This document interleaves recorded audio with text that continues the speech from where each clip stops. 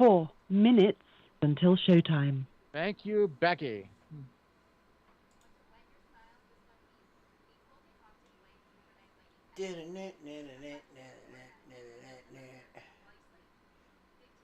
Uh,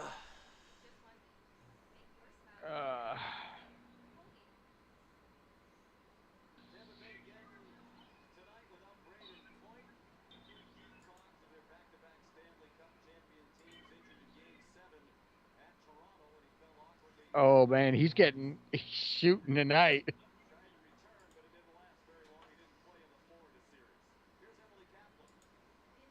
Throw that up. All right, cool. Uh,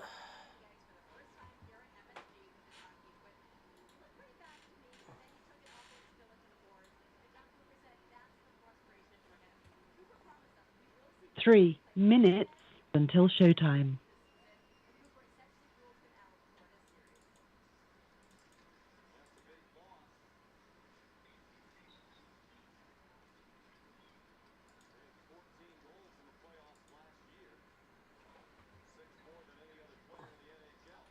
You know what he reminds me a lot of? who? Steve Austin, but in a heel version.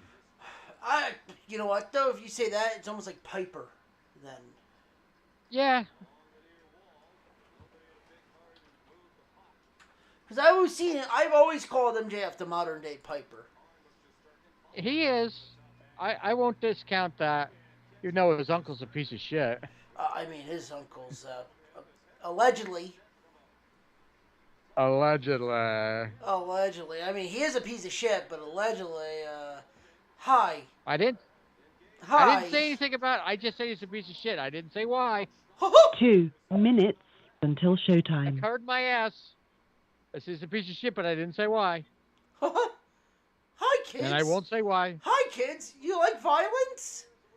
You want to see me stick 9-inch nails through each one of my eyelids? You ever see movies about gladiators?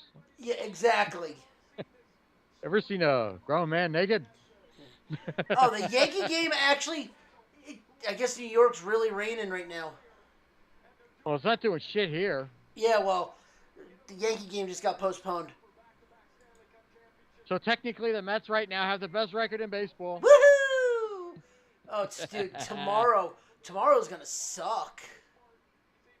Yeah, we're facing the Dodgers tomorrow. Yeah, they gotta fly out. They're flying out today. They've already flown. They're already gone. I think they're already gone. Yeah, probably. Woo! 1 minute until showtime. Miami. 14. Colorado 1. Well, geez. The Marlins have good days and they have bad days. Yeah, you could say that again. Sucks we can't get Christian in any earlier. I just throw him it, and he gets here. Unfortunately. We usually by 9 he'll be here. Usually by 9 o'clock our time he's usually here. So we got about a half an hour we got to cover. Shit. What? Tie game. Who's got a tie game? The Rangers. Oh well, I care less about. Well, I care less. It's the Eastern Conference finals now. Your show will go live in 5 seconds. Okay. 4, 3, Okay, Brenda. 2, 1. Fuck radio. Blog Talk Radio.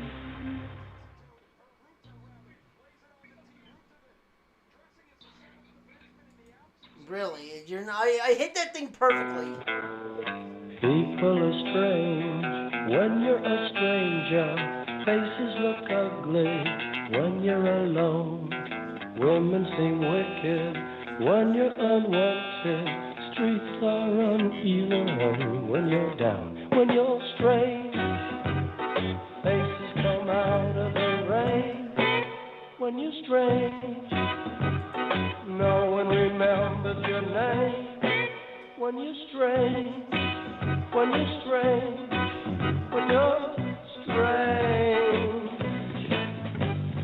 People are strange when you're a stranger.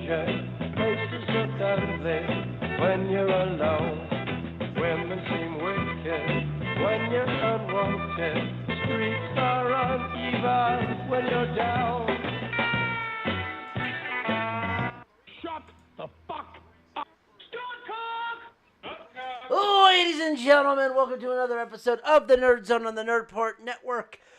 I am your host, Zeph and Ronnie, and guess what? The puck's going to stop here because the Rangers are tied 1-1 with the Tampa Bay Lightning, as well as... The unprofessional professional zombie master, and I, tonight, will be calling out a few select people. Not any of the great listeners, certain notably, well, I don't know if you want to call them celebrities, but I'm going to call some people out on the carpet tonight, so be prepared for that. Gotcha, fuckers. Hey, Ryan! Yo, stud kick. Yeah, the Hurry up hooligan. and get done with your jab. You get another jab to get to. Yeah, right? Oh, Jesus, tap dancing Christ. We'll save football for Chris and Christian when they get here, because, boy, we got to talk about some fun stuff. Actually, speaking of He's which... working on it. We'll work on it harder. Yeah. Get out of the harbor! Why Get you out going... of the harbor. Jesus Christ. I'm going to call you out on the carpet. Oh. Muscle lips. 90 minutes of muscle lips. The fuck is the muscle lips there? Eh? Well, okay, that's interesting. What? So we'll get into this because it's actually interesting Met news. So with the win today, with the Mets winning, and Lindor getting another ribby, he is officially tied Mike Piazza with 10 straight games with an RBI. With a ribeye steak? Yep. 10 straight games. Here, let me actually find this because I wanted to know, regardless who steps in, Lindor says, enters his ribby streak, extends his ribby streak to 10 games, matches Hall of Famer Mike Piazza for the second longest in franchise history. New York went 6-0 against the East foes, Philly and Washington, and first undefeated homestand in 6 or more games since a 10-0 run. So now the question is can he do this against the West? Well, let me put it to you this way. I'll just say this. You already said it. It's like Philadelphia and Washington are the cleanest they've ever been because they've been swept clean, baby. And they are dead in the water, both fucking teams. I'm calling it now. And for other people that have said, it's only June, if I hear one more person say it's only this or it's only that, I'm going to scream. I said it before, and I will say it again. You cannot win the title in June, but you can damn well lose it in June. And lose it, these teams are, because the Filthies, yeah, and I call them that, they have been decimated by injuries, inept management, a terrible fucking bullpen, a starting rotation that is just nonsensical. And I could say the same thing about the Washington Nationals. They're actually worse. And if you could call it that, they're worse. And I don't think I'm saying anything wrong. No, there's a lot of parity with how bad teams actually are. It's comical. Yeah, and you know what? I mean, there's a guy that's on Twitter, and I don't know if anybody's ever heard of him. It's called the Philly Guy. He's got a mohawk, and he paints his entire face with Philly colors, and this guy is an absolute loudmouth. Because I've seen him I saw him on Twitter when the Mets were getting killed by the Phillies, and then they came back. He was talking some serious shit. People tried to call him out the next day. He blocked them all. Really? Yeah, that's no bueno. You're gonna block people, and you're gonna call, and you're gonna not answer people, but yet you can open your mouth. That's no bueno. That is no bueno right there. I didn't say anything out of turn.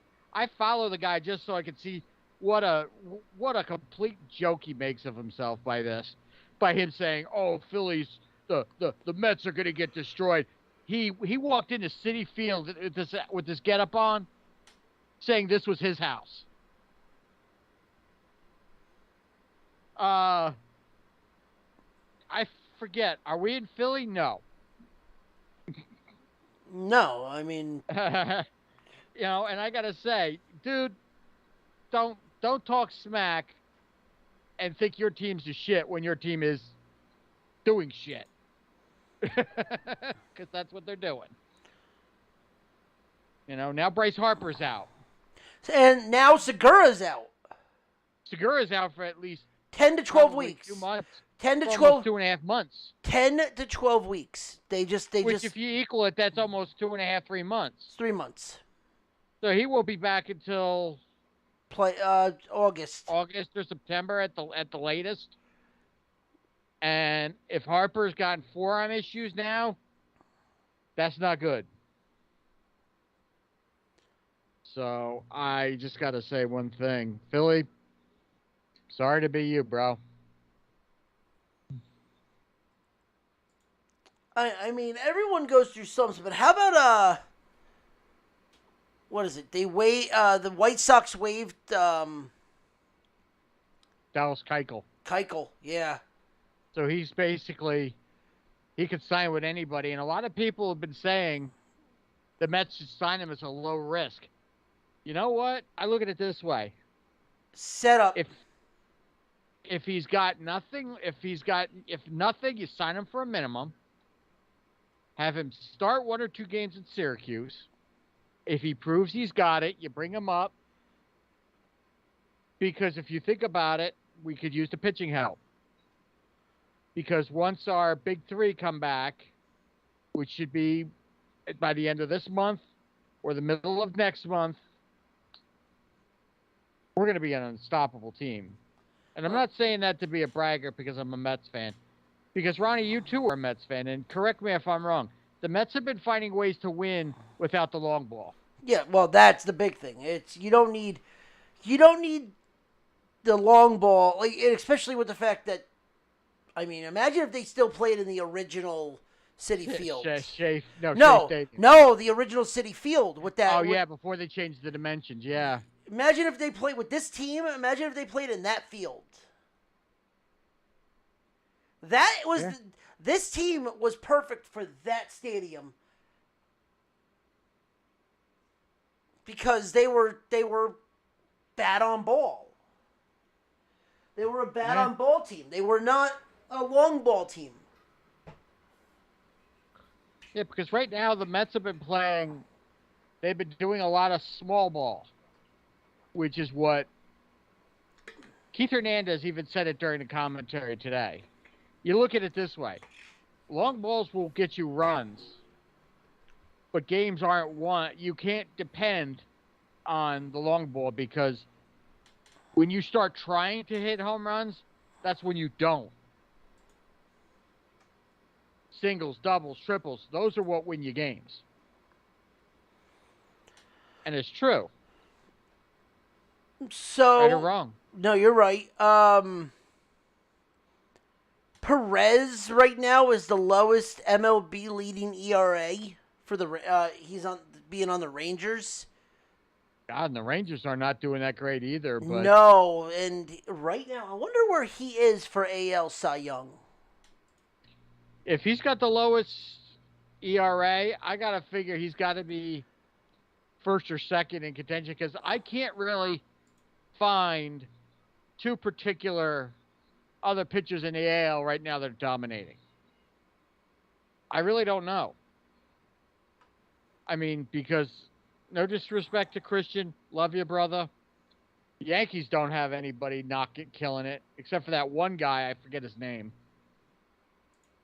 that's doing well. It's not, his name doesn't rhyme with Cole. I'll still say it, he's not an ace. No, he's not.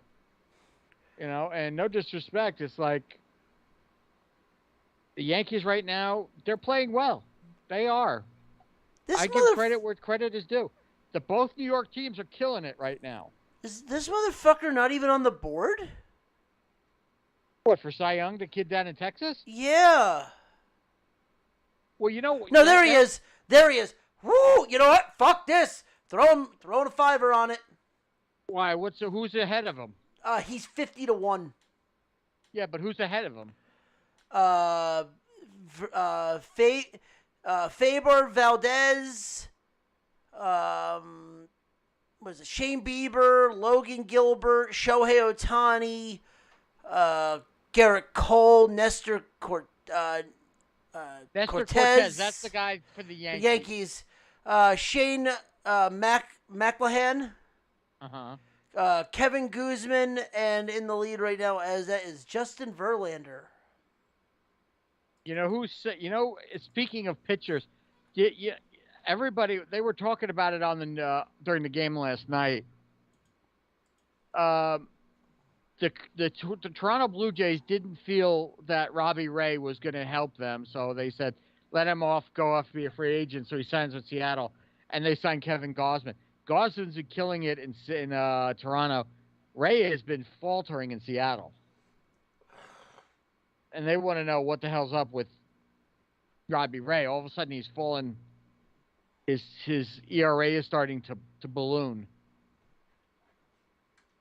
What the hell's up with that? Yeah, I mean, right now you have Garrett Cole and Nestor Cortez about 7-1. Justin Verlander's 4.5-1.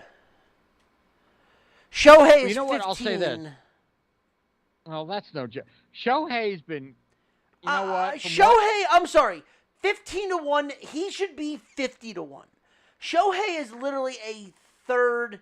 Is a number. Like I said, he is a third. He is a number 3. He's a number 3 star. He's not an ace. No. Not by any stretch of the means is Shohei an ace. Is he a powerful hitter? Oh, by all means, of course he is. That he's a friggin' beast. But pitching, he is not his strong suit.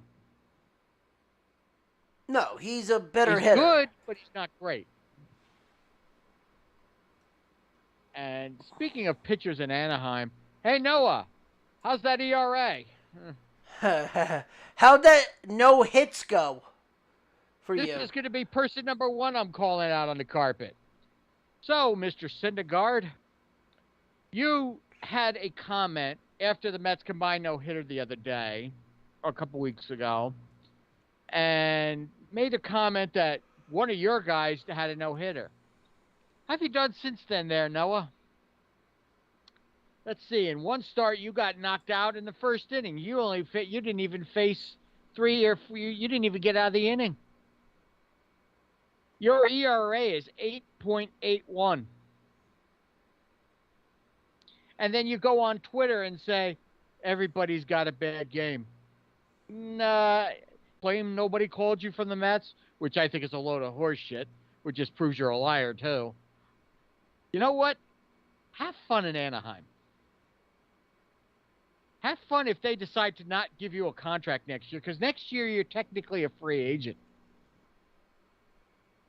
Keep pitching the way you are. Maybe you could pitch it for the summer. No, they're not even an independent team anymore.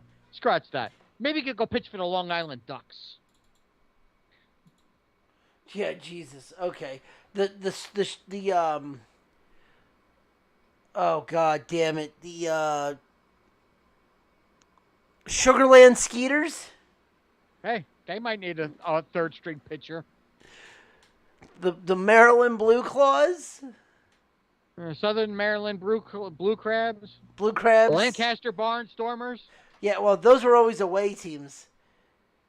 I don't know how I do not know how you could have a team, and your entire team is nothing but road games. That was the Road Warriors. It was a team called the Road Warriors that played every single game on the road. It's like this. They only were doing that because before the Patriots were signed up by the Yankees. I'm coming off like a salty bitch.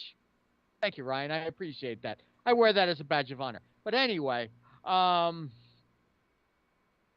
problem is, it's like he makes all these badass comments about how great his fellow pitcher was.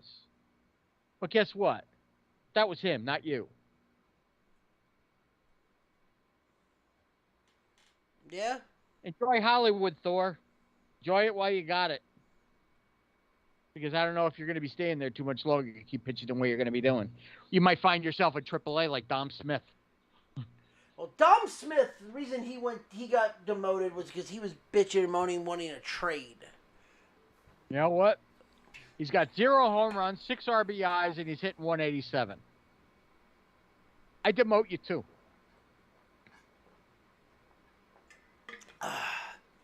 And you know what? If you want to trade that bad, like the old joke, if we find someone dumb enough to want you, they can have you.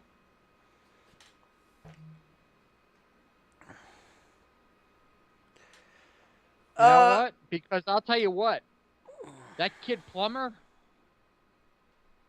I have good faith in him. And it sucks, Rye, that you're not here, because he was a Cardinal. Your Cardinals let this kid walk away. What was up with that?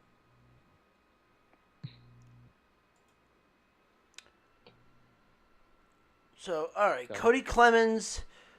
So, Cody Clemens had his first start Monday. Who's that, Roger's son? Yep. For who? Detroit. How did he do? Let me see what I can find his. Let me see if I can find his stats. Was this the majors or the minors? Majors. He had the Oh, first. he's in the majors. What is he? 21, 22 years old? Yeah, something like that. He picked up the start at second base Tuesday night, going 0 for 3. 0 for 3 with a walk and 2 strikeouts in his Detroit win. So they won the game, but he went 0 for.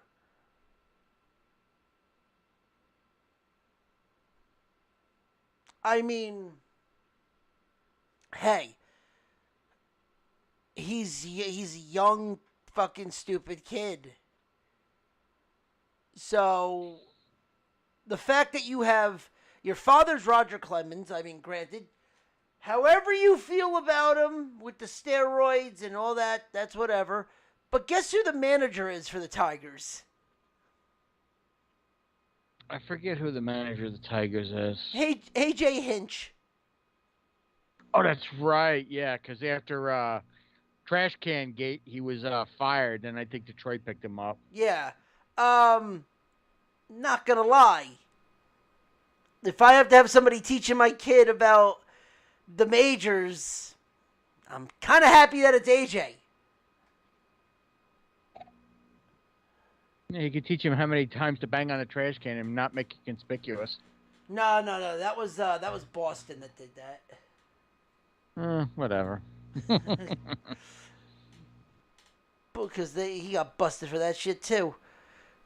Yeah, that was Alex Gore, but yet the Baston re-signed him. Yeah.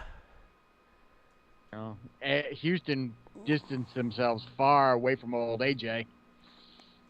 Yeah, that's yeah. If you think about it, I mean, If you think about it, I mean, the Astros are kind of distancing themselves from everybody that was on that team. The only guy really left from that team is what's Shorty's name? Shorty don't touch me. I just got to. Oh, Altuve. Yeah. He was the one. I mean, I think he's the only one left from that championship team. Maybe a few other pitchers here and there, but as for position players, Springer's gone, Correa's gone. Davis is gone. Davis is gone. Who's left? There's not too many guys left. Yeah, Correa's now in Minnesota, and he's playing like shit. Springer's playing in Toronto. He's hurt right now, I think, too. JD's with the Mets, and he's basically he's gone from a starter to a bench guy. Let's see, Verlander. I think Verlander was on that team, wasn't he? Yep. Well, he's back. I think the pitchers are all still intact. I think it was Verlander, McCullers. Oh, how was that not a penalty? Fucking Hedges went right into the fucking board. Sorry, go ahead. That's all right.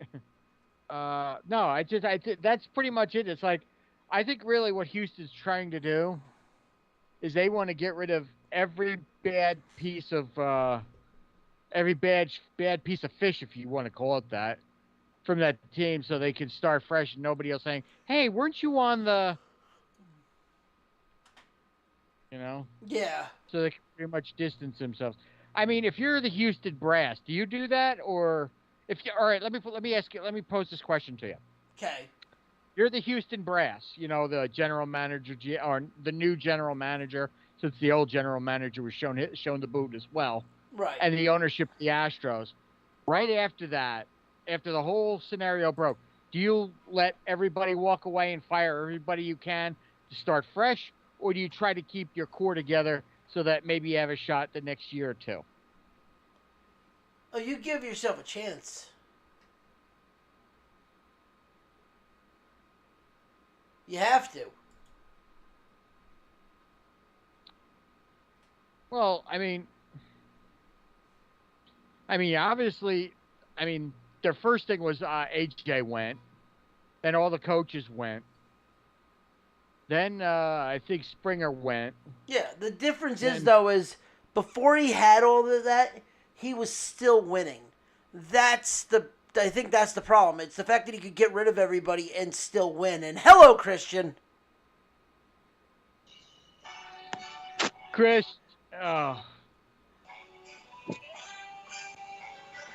Ronnie, do you have a clip we could play for him? Hello, friends. Meet the Mets. Meet the Mets. Step right up and greet the Mets. Start spreading the word.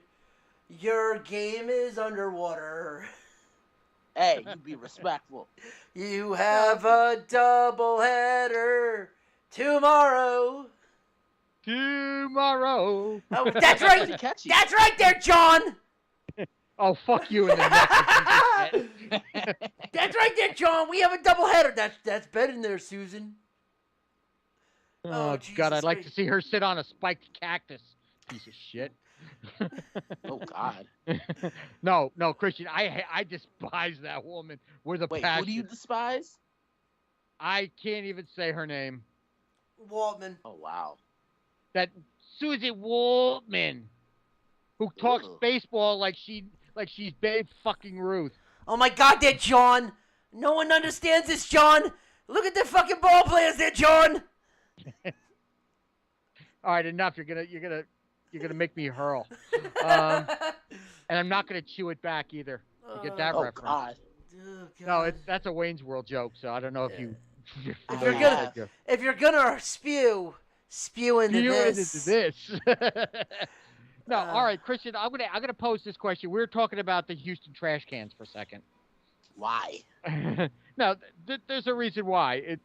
There's a reason why we brought them up, and Ronnie brought them up because Roger Clemens' kid is playing for Detroit now, Okay.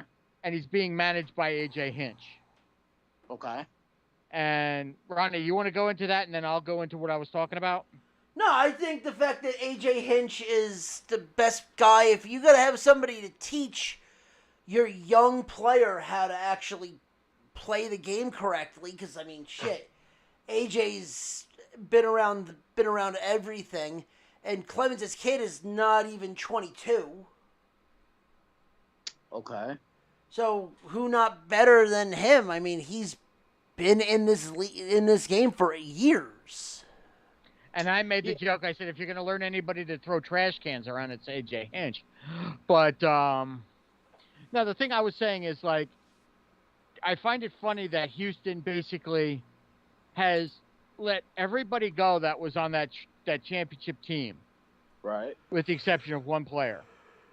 Now, the question I had to Ronnie, and I'll pose it to you: if you're ownership, do you try to get rid of everybody that was involved in that so you can start fresh?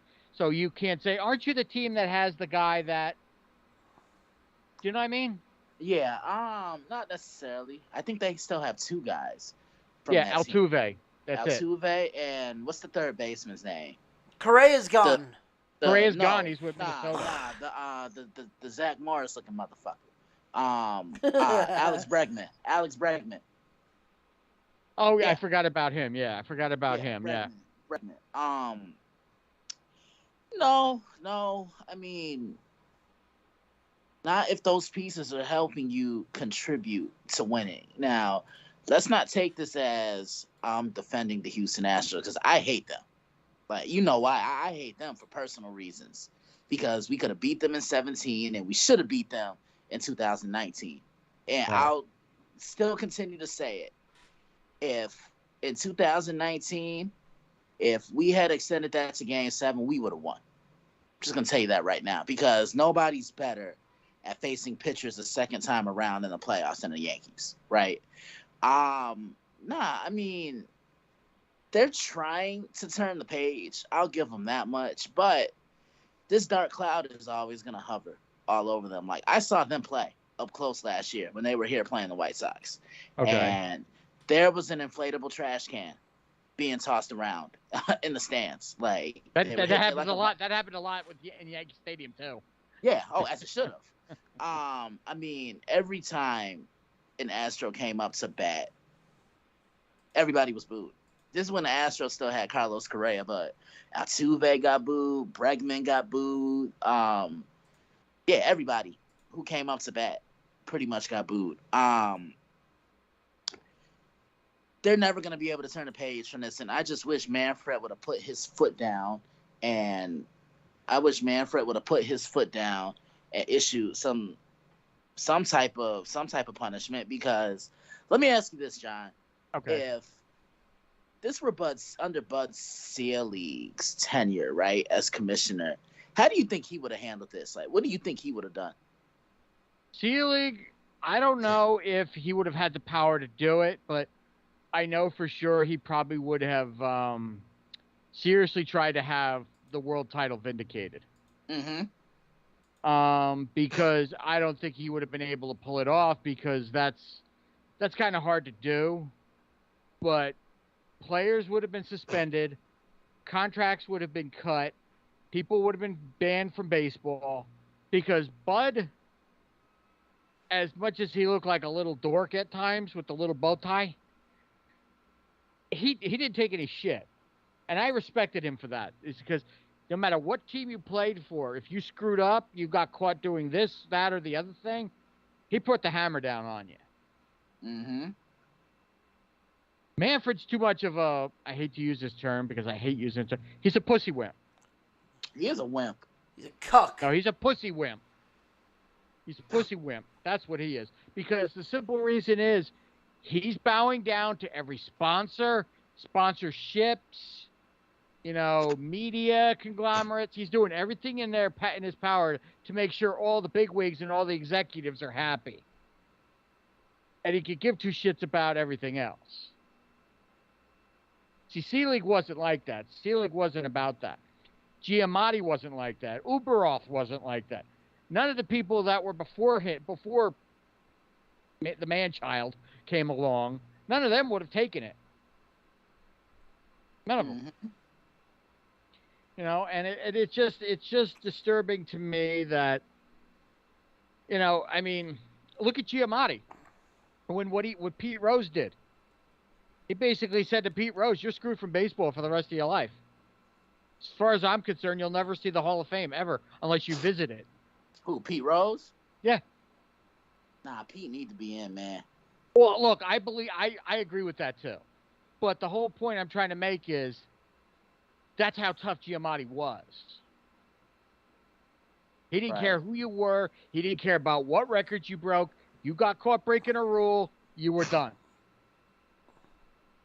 See, if he were still, and then not too long after he handed that down is when he unfortunately passed away.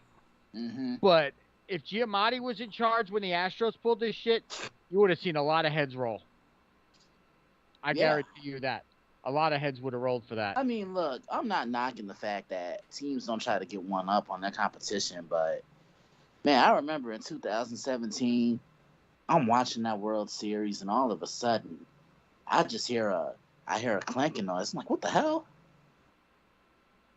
Like they went above and beyond, and the Red Sox cheated too, right? Yes, they did. Well, Cora did. Who was on the coaching staff? That's what it was. Right. I don't know if the Red Sox did. I don't know if that's ever been proven. I know there was speculation, but I don't know if it was ever proven. But I know Cora was a coach for the Astros, and then he came over to the Red Sox, and then there was speculation that he did stuff with the Red Sox, but it was never proven. It's like that old Letterkenny joke, allegedly, you know. Yeah. But that's just the way it went with that.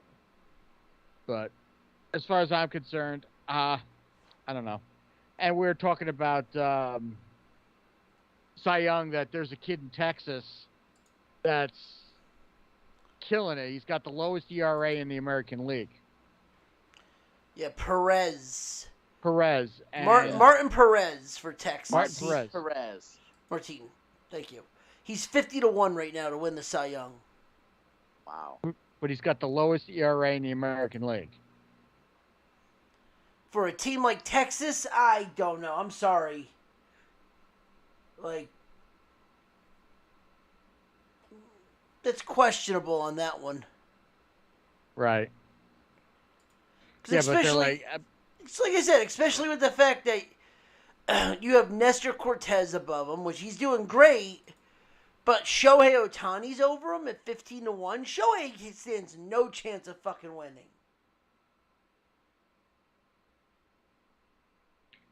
Right. And, and it's like Garrett Cole's involved in that list. And it's like a lot of people are involved in that list, but it's like, how could you be on a subpar team and have an ERA that low and still, and all that stuff? That's what baffles my mind. Mm-hmm. That's a head scratcher. It's like right now the Mets are basically having a pitching staff that's basically piecemeal until their big guns come back. And we were talking about this earlier, and I'll pose this question to you. What's the one thing that teams what they tell teams not to do? Not try to hit home runs all the time. Win the games with small ball. Do you agree with that, or do you disagree with that?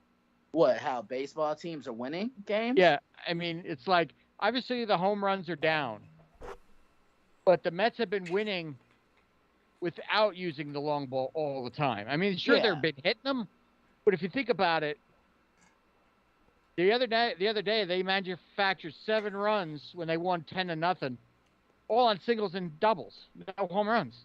See, here's my thing. Like, I saw a stat when I was watching the Angels-Yankee game last night because it was televised on CBS. Okay. And I saw a stat that the home run accounts for 49.1% of the Yankees' offense.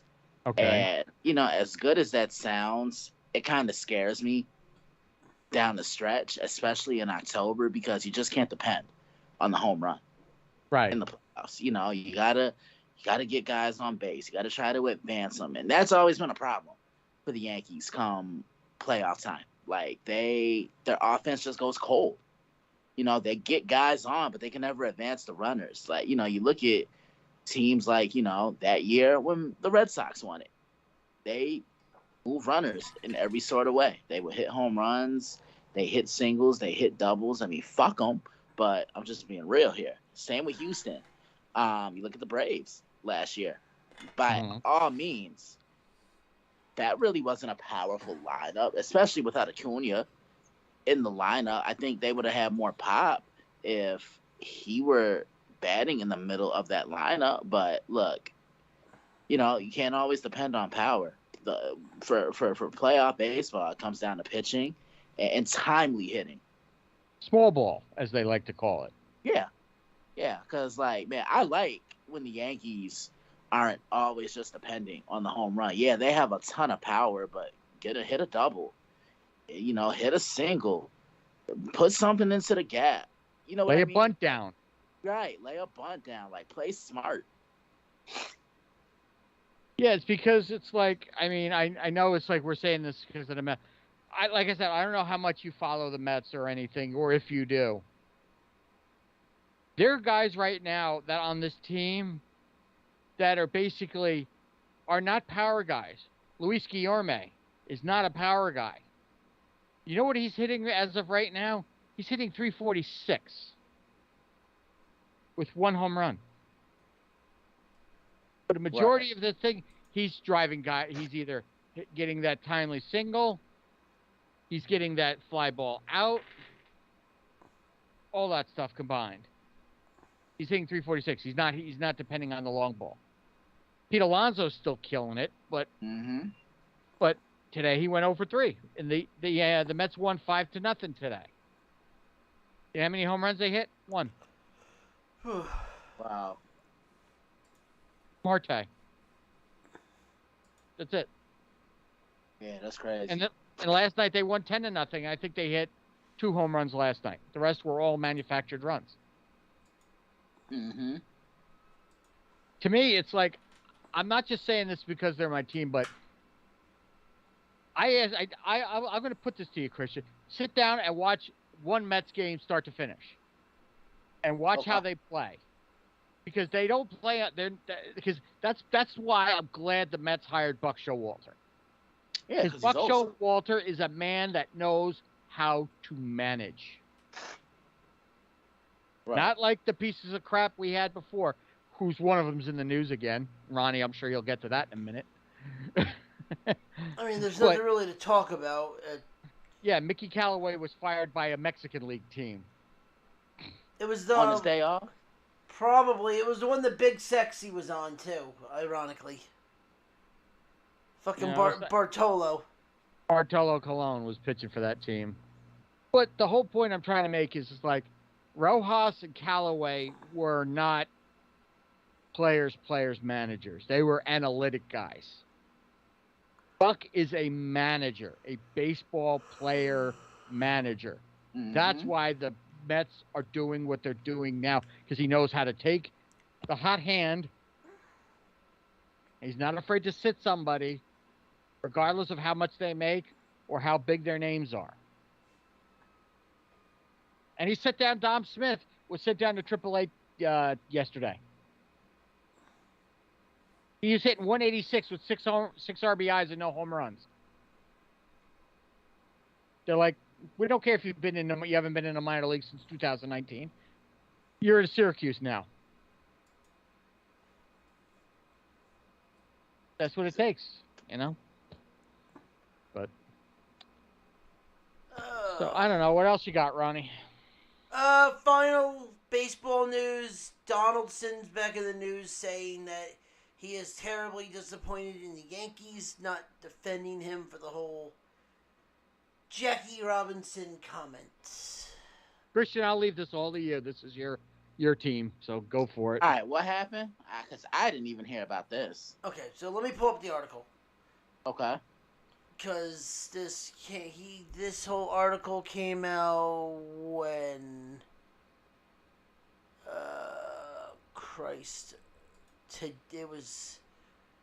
was it today? No, that's Syndergaard. It's 24 to 23 hours.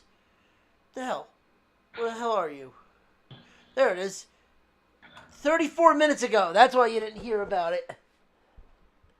It just broke. Yep. All right, so this is on the score.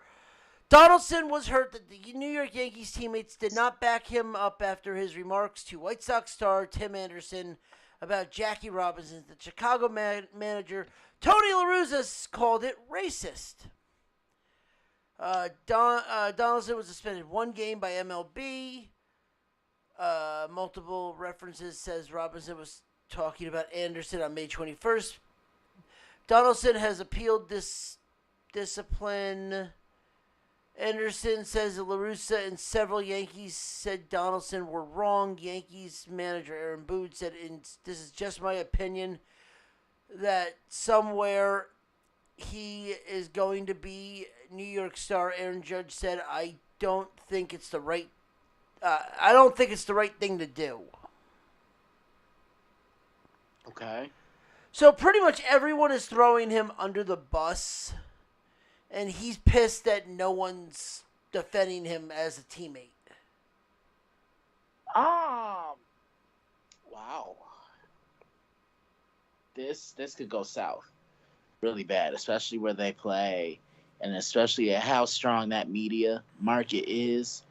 This could really take a turn for the worse. Me personally, I wouldn't have voiced my displeasure because, again, look where he's playing.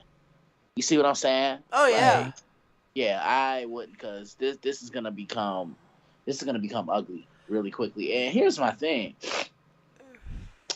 I liked Josh Donaldson this year, because he's kind of brought that spark that the Yankees have needed. They haven't really had that dog in the lineup the last couple years, and they finally have it now with him. But yeah, this is gonna definitely take a turn for the worse. He should have just kept his mouth shut, I feel. Yeah, that's what it looks like. Yeah, it's like when he was with Minnesota and Atlanta and Toronto, those are not mega market teams, but they're not small market. They're not the big markets. But it's like you said, Christian, you keep this up, you're going to get crucified in New York. Mm-hmm. They're going to call you out on the carpet. Exactly. And that's not good. Huh. Exactly. Could this lead to him being traded or released, you think? Or okay. If you do, who do you get to replace him? Do you make Andujar the everyday third baseman? What do you do? Because, here's my thing. Miguel Andujar has really been the outside guy. You see what I'm saying? Perfect example. I'm so glad I said that. How many times have we heard Andujar's name come up in trade talks? Quite a bit, right? I've lost count of how many times I've heard his name Bingo. mentioned. That means it's been quite a bit. You ever see him make a comment or anything? Nah. He just handles his business. If Josh Donaldson were so upset about this, he should have handled this internally. That's just me. Right. Yeah, it's because, you're right. You're totally right. Yeah, he should have handled this internally, bro. Yeah. It's just like, Donaldson's been around the league, I don't know how many years. He's been playing, over 10 years? Well, over 10 years? He's been playing for a while. You would think a guy with his experience level would know that when you come to New York as a player or as even an opponent, you got to watch what you say you do, i.e. John Rocker. Watch what you say about New York in any way, shape, or form, because it will come back to bite you square in the ass. Yeah. And I hate to say it, you're now playing for said New York. Watch what you do, because it's going to bite you. And I hate to say it, but it looks like it might bite him a little bit on this one. Kind of like what Joe Kelly used to be. Yes. Oh, God. But I don't know. It's just, is it thundering by you, Ronnie, or no? Not yet. It's thundering pretty loud by me, so if I disappear, you know why. Right. Hopefully that won't happen, knock on wood. But no, it's like, look, Donaldson is a scrappy player. He's always been scrappy. He's always been hot-headed, too. 'Cause I remember when he was with Oakland, the whole beaning stuff, and it got ugly for a while. Well, he always had issues with the Yankees. Look at the shit. He was the one that came out about Garrett Cole. Yeah. That's right. I forgot about that. Yep. I forgot about that. You're right. Still not an ace. Hey. 34 million. I was waiting for Ronnie to drop that. $34 million man, still not an ace. He's an ass. Stop being an asshole. There's a difference between being a one and an ace. Be respectful. I'm not touching these. I'm not going there with this. Look, man. I was minding my business, sipping my drink, and he just had to come out and say that. Like that just wasn't necessary, man. Neither Respectful. is Cole's pitching. Be respectful. Oh, Ryan's in the chat, so he's saying another salty bitch. Who's salty? Who's salty, Ryan? Cole's pitching is fucking offensive sometimes. But remember what I said a couple weeks ago. Who our best pitcher has been this year? Dirty Nestor. Nestor Cortez. And you're right. And it's like I saw some highlights of that guy. He's frightening to watch pitch, man. He's good. And I give credit where it's due. He's good. Oh, Ronnie, you're being salty now. But hey. It is what it is. Yeah. So what else we got? NBA Finals is officially upon us. Let's talk about it. Oh, one more last thing. Guess who's getting released by the Padres tomorrow? More than likely. Old man Cano's getting cut again. Oh well. Figured you'd get a kick out of that. Oh well. Don't nobody care. Exactly. Anyway, Ain't go ahead, nobody continue. care. Anyway, continue, Ronnie. So we officially have the NBA Finals upon us. Who's in the finals this year? The Boston Celtics, the team that Kyrie Irving left, versus the Golden State Warriors, the Dubs. So Baston and Golden State. Yeah, the ironic thing is the one team that Kyrie Irving left and the other one Kevin Durant left. They are the biggest dumbasses in America. And I'm just, listen. You gotta be a dumb MF, right? See, okay, look, I hate ranting about this, and you can ask my mom too, because I'll rant about this too. But let's just be realistic here. This whole thing with Kevin Durant and the Warriors shows who needed who more, right? Mm-hmm. Yep. Golden State didn't need Kevin Durant. Kevin Durant joined a 73-win team in his prime Oh, yeah. to take the easy route, right? Right. How's it been for Kevin Durant since he left Brooklyn? Has he even played? He missed the season because of his Achilles. He came back his second season with Brooklyn, which would end up being his first full season, and lost the playoff series to the eventual champion, Milwaukee Bucks. And then this year, they were swept by these Boston Celtics. You know what? I'll give you this. KD going to the Warriors team is like if Jordan went to the Pistons. Yeah, exactly. Look, I often say this quite a bit, but look, what LeBron did and what KD did are completely different. Okay? Because LeBron had no type of help in Cleveland those first 7 years when he first came into the league. They're different, but they're the same. No, they're nowhere near the same. I'm about to tell you why. Well, I'll tell They're nowhere near yeah, the same. exactly, and I'll tell you exactly why they're the same. So go ahead. Nah, they're not the same because, okay, look at Golden State the year before Kevin Durant went to play for the Warriors, right? Yeah. What was their record? Oh, they were 73-9. Yeah, weren't they they were 73. They fucking won the title. No, they lost it that year. Oh, that was the year They lost it to Cleveland. Oh, that's right. Okay.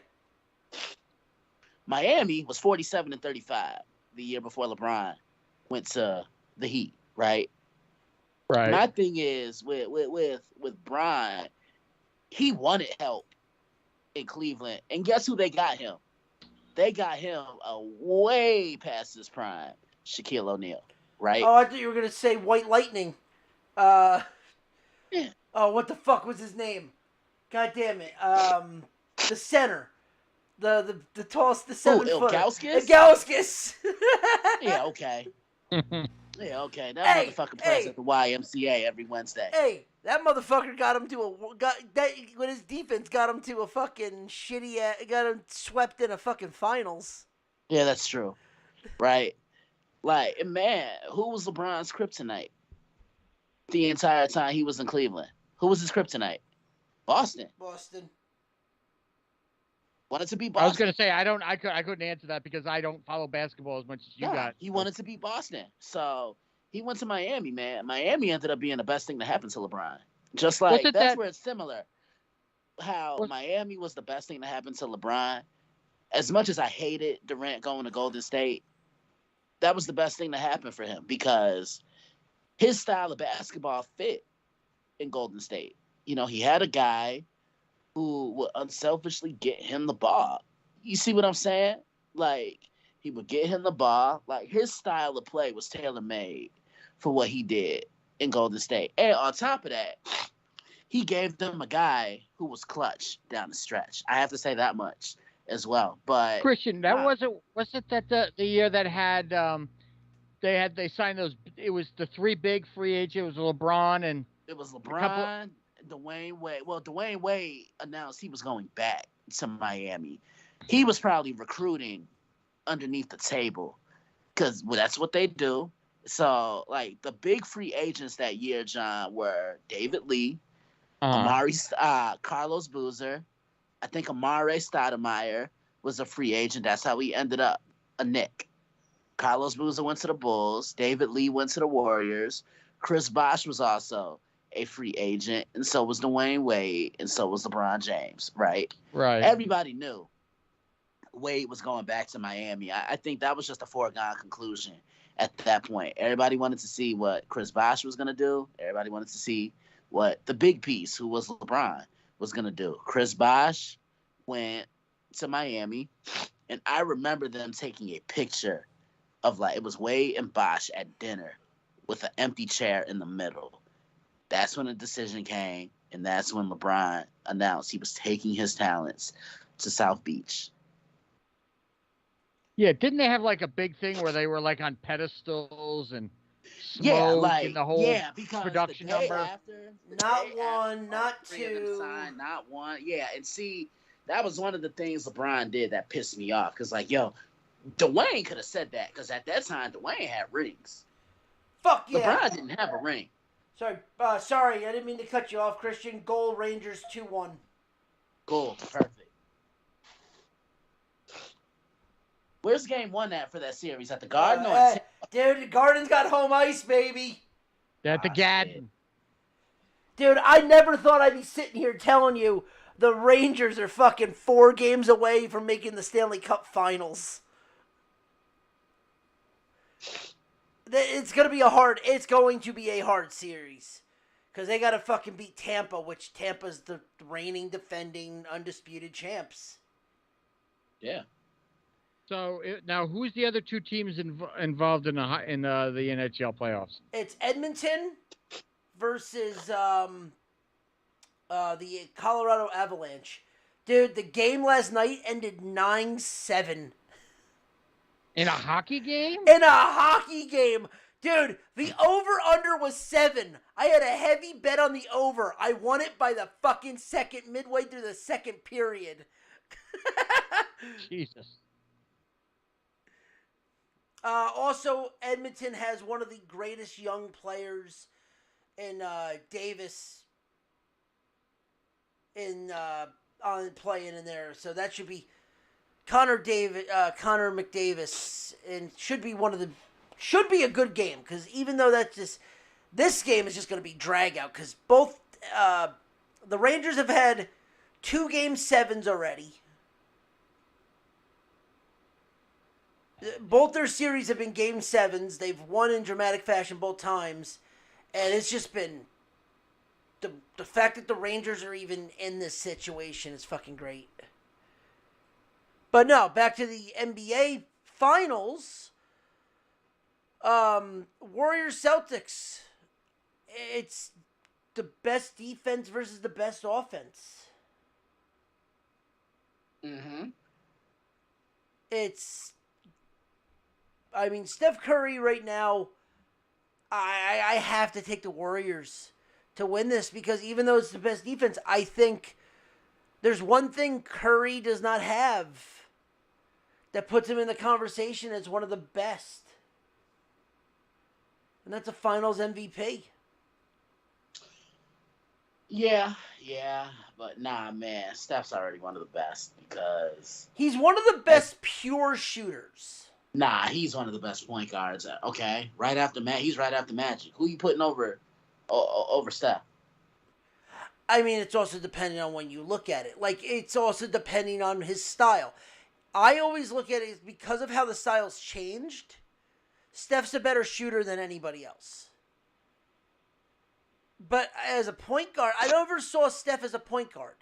I saw Steph as a shooting guard. Mm-hmm. As a shooting guard, he's one of the best, period. But as a passer, I see guys like Pistol Pete Maravich still better than him. As a shooter, I mean, dude, the fucking logo is just as good. Look, all I'll say is he ain't better than Magic. Yeah, Magic, I'm sorry. That was I remember Magic, man. I remember seeing games with him when him and Bird went head to head. Whew. Okay, let me ask you this. As a pure shooter, he better than Jordan? Who, Steph? Yeah. No. Oh, What about? absolutely. Really? Steph hits those motherfuckers like they're layups. Like, seriously, Steph will shoot the shit out the ball. See, here's the problem, though. You know what you know who Steph really reminds me of? And Who? it's funny. His coach. Who, Steve Kerr? Yes. Nah, he's better than Steve. No, I'm not saying skill-wise. I'm saying how he plays. Kerr never drove to the hoop. Kerr was a spot shooter through and through. Steph Curry is a flow spot shooter. Look, I'll tell you this. Steph is one of the foremost influential players. I'm not saying he's not. I'm strictly going by game. I'm strictly going by his game. And his game is the same type of style as Kerr had when Kerr was in the league. Because, like, Kerr never drove to the hoop. Steph never drives to the hoop. Because he would get... He's not built big enough to get taken to the hoop. Nah, but see, here's where Steph is the better shooter than Jordan. How many times you saw people way behind the perimeter defending Jordan like that? Oh, Never. no. But here's the thing, though. As much as that is, Jordan also had the threat to fucking drive the hole and slam the shit out of you. Yeah. Steph doesn't. Steph is one of the best shooters. Period. I'm not going to argue that. But as an all-around game, you had to respect all around. That's why, like, that's like Kobe saying like Kobe and Jordan. Like, you look at how Kobe played the game. Kobe was a great shooter, but you had to defend him from driving, which he had both. He was a dual threat. Steph, Right. I don't see Steph driving to the hole that much. Steph will stay on the perimeter and take the three, but at the same time, too, that is how the game is played now. The game is 99% outer 3-point line. You don't see a lot of driving slams anymore. Any defense. But that's the game now. Right. That's the game now. Right. I mean, the fact that they're joking around saying they want to put a 4-point shot in.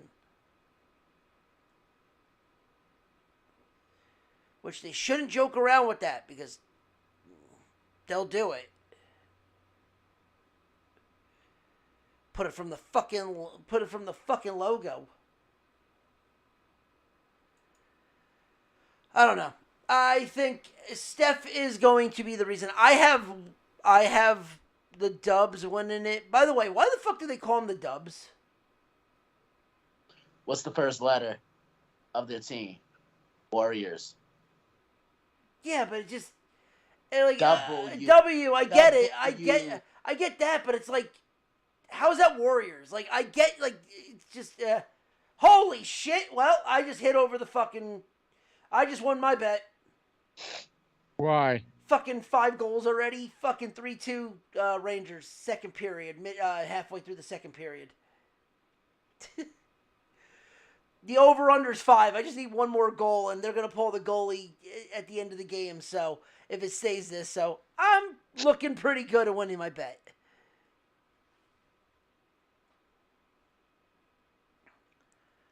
I still got the Warriors winning it, though.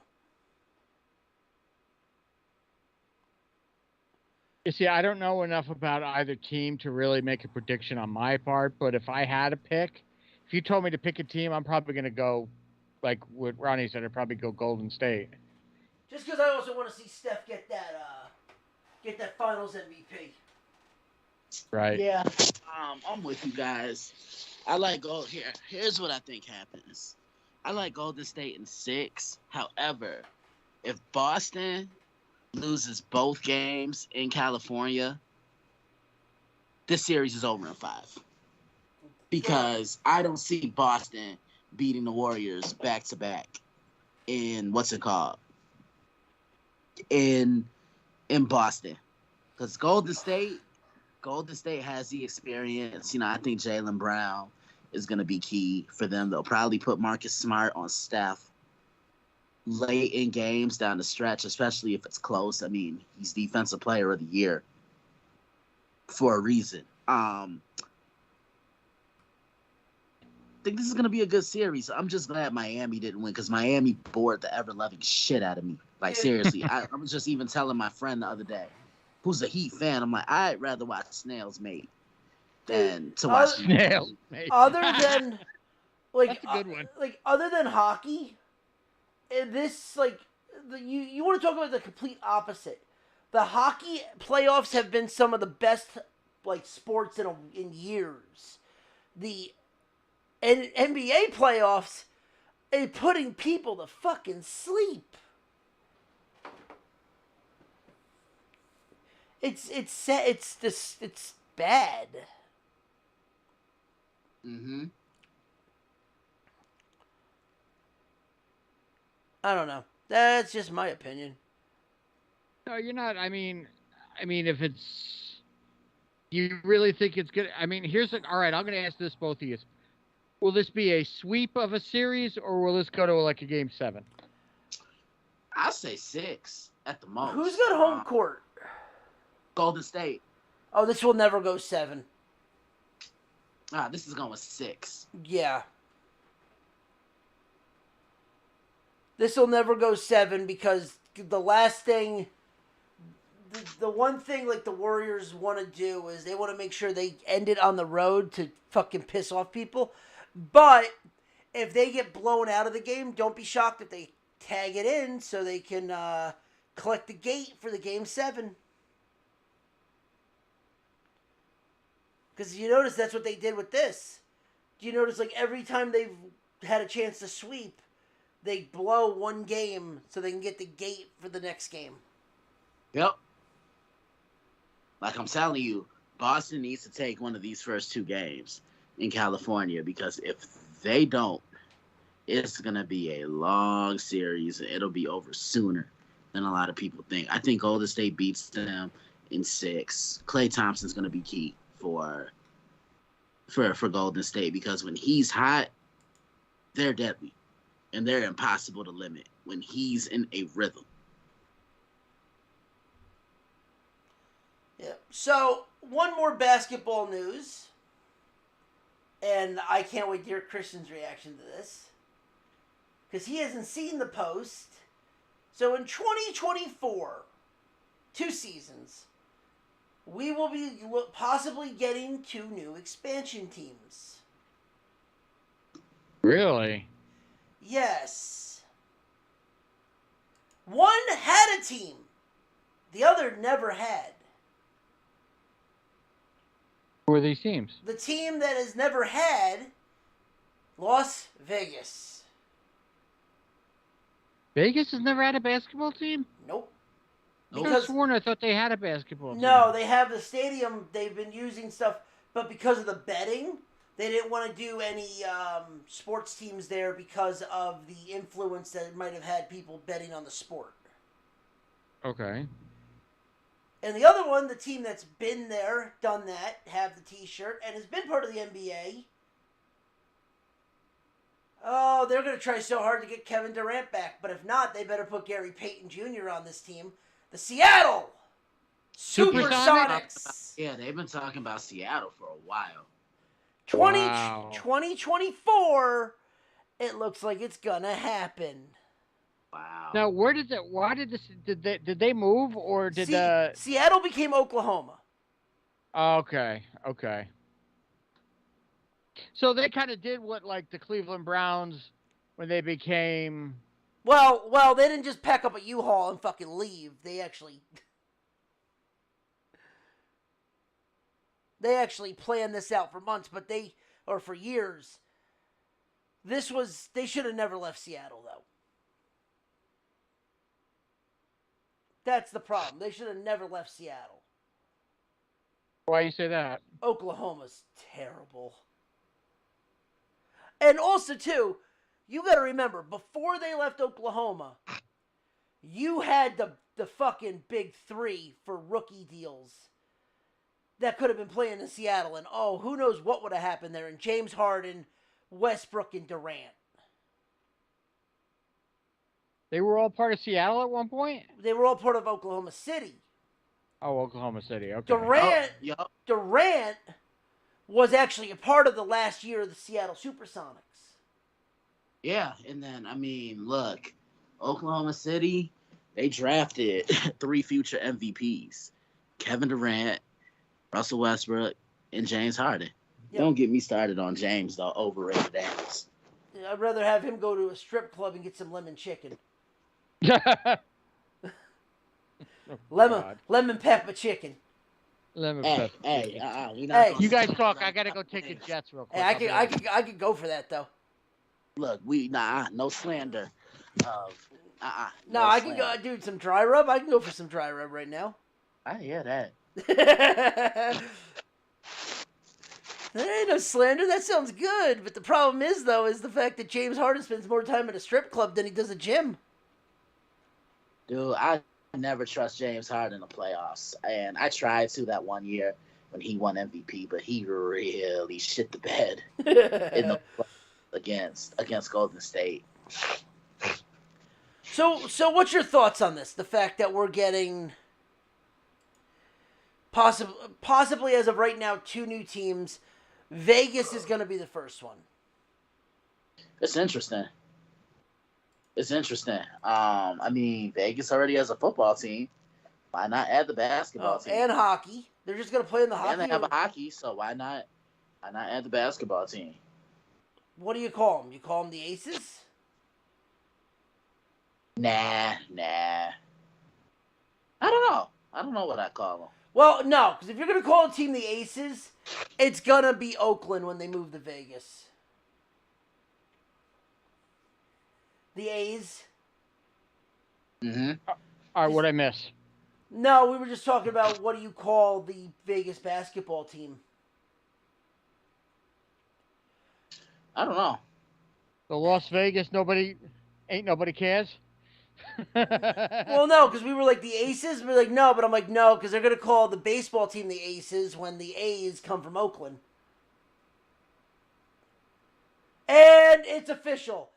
Cash money, 4-2, Rangers. Cha-ching. Dude, they are fucking, this is insane. I did not think the Rangers were going to start scoring like this. Boy, is it thundering like a motherfucker over here. Oh, that means it's coming my way. It's been thundering and lightning the last half hour here, pretty bad. But anyway, so Vegas there. But all right, what is your thoughts on Seattle coming back? Not surprised. I know they've been talking about it for so long, and it looks like it's finally about to happen. Huh. They better get Gary Payton Jr. out of the waiver wire for that shit. Well, here's the thing. I got a question. Do you think we'll ever see the Montreal Expos come back?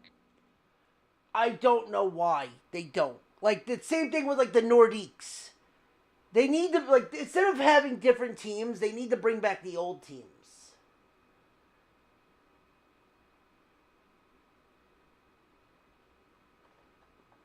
Because No, the only reason I bring that up is because you talk about these teams. They just got me thinking about the Montreal Expos because they keep talking about possibly bringing them back.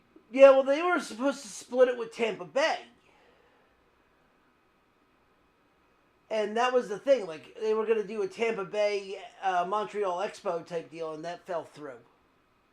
Now, here's one other weird question. I hate to bring this up, but it's like, all right, let's just for argument, let's for shits and giggles say they do bring back the Montreal Expos, right? Okay. As a team, as a franchise. What happens with the Washington Nationals then? Do they completely abandon, like when they do throwback uniforms? Because they used to bring back the Expos since they were technically the Expos.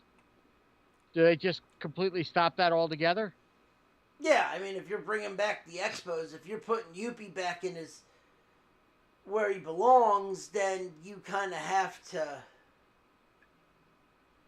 stop the whole thing with Washington. Washington's been around for a while now, so they kind of have their own identity. Right. You can leave the Expos with the Expos.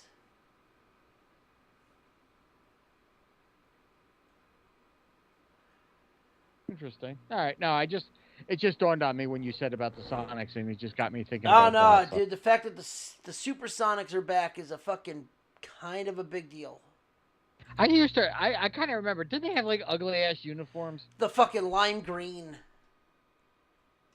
Yeah, I remember it being the uniforms being just ugly as fuck. I love those jerseys though. They stood out. Yeah, they stood out for sure. That's for damn sure.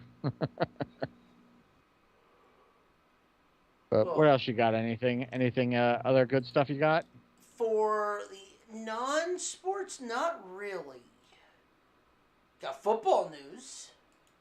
Well, let's do it.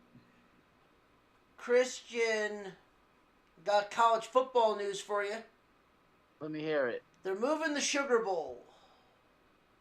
Okay. It is now going to be on December 31st. It will be a New Year's Eve game to make sure it does not coincide with the NFL. Interesting. Why now? Why would they do this? What would be the purpose of them doing this? So the NFL actually falls on January 1st. Week 17 falls on January 1st. You mean week 18? 18, sorry, thank you. Yeah, but don't correct me if I'm wrong. Don't they have like the Rose Bowl and shit on New Year's Day? The Rose They do. Bowl got pushed. So here's the thing. I'm actually looking at the bowl schedule that they've announced already. Okay. They're doing your New Year's Eve. Your New Year's Day games got pushed to January 2nd.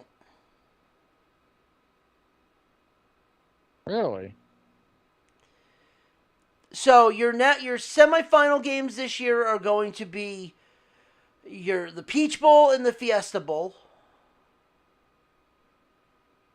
And then the Cotton Bowl, Citrus Bowl, Rose Bowl is going to be on the Tampa Bay Bowl is going to be on January 2nd.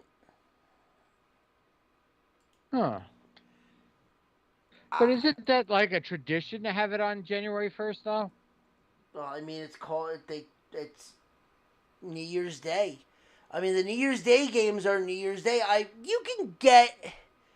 You get these weird outliers where the New Year's Eve games and the New Year's Day games, it is what it is. But the fact that we have New Year's Day games, period, is the NFL games. I understand why they're moving it.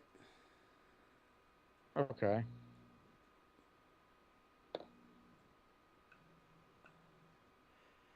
I mean, the fact that the Music City Bowl this year is going to be a New Year's Eve game.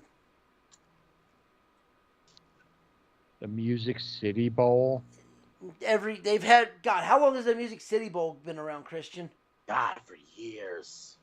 Like, for years. I remember this before I even started analyzing college ball, but I don't know. Man, I'll tell you a little inside thing. Like, with me, that week, let's say like week 15, week 16, week 17, week 18. That's like one of my favorite parts of the year. Don't get me wrong. I love what I do. Okay. I'm not complaining about what it is I do, but I don't have to preview as much. So I'm not really pressing to really release anything, if that makes sense. Like my regular schedule is, I start previewing games on Tuesday. Tuesday's a college game. Ronnie, you and I talked about this. Tuesday's a college game. Wednesday is an NFL game. Thursday is an NFL game. Friday is an NFL game. Saturday is a college game. Sometimes I remember the week of Thanksgiving in 2020.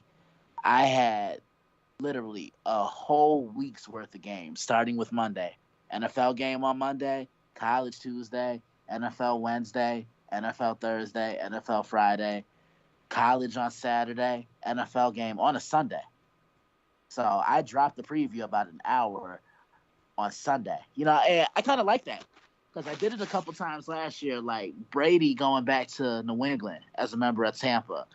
I could have released it that Friday, like I had originally scheduled, but there was just so much intrigue to the matchup. You see what I'm saying? So with that being said, I'm like, look, let me make this announcement on social media, and let me just say I'm releasing this preview about an hour before the game because, I've done a lot of special previews over the year. Like before I officially launched the Daily Blitz, I remember previewing Brett Favre going back to Green Bay and playing at Lambeau as a member of another team. Never thought I'd see that, right? It was weird when he was a Jet, but hey, to each their own. I did Peyton going back to Indianapolis in 2013. Again, something I never thought I would do, right? But man, Brady going back to New England was just so much bigger than both of those combined. And I'll be doing another one this year. Ronnie, we talked about it. I will be previewing Russell Wilson going back to Seattle. Week one. Oh yeah. But that should be an interesting. Yeah, that thing. definitely should be. I think it'll be an emotional setting because he meant a lot. He was definitely a fan favorite out there in Seattle, but there's still a football game that has to be played. But what I was saying was, week 15, like later on in the year, I only really have 3 games to preview. Or, I'll have that one slate of games where I'll move up my NFL previews and then everything kind of coincides with the college football playoff. You know what I'm saying? So it's fun. I love it. But yeah, this is going to be an interesting bowl season because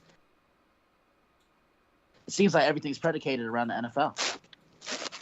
It always is. And the fact that they're doing that to not step on their toes, it's kind of like, well, you're literally kowtowing to the NFL, which I get, everybody does. But it's the Rose Bowl.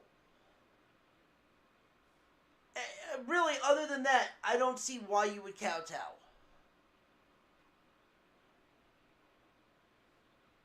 Like, you're not bending over backwards for somebody for the Idaho Potato Bowl.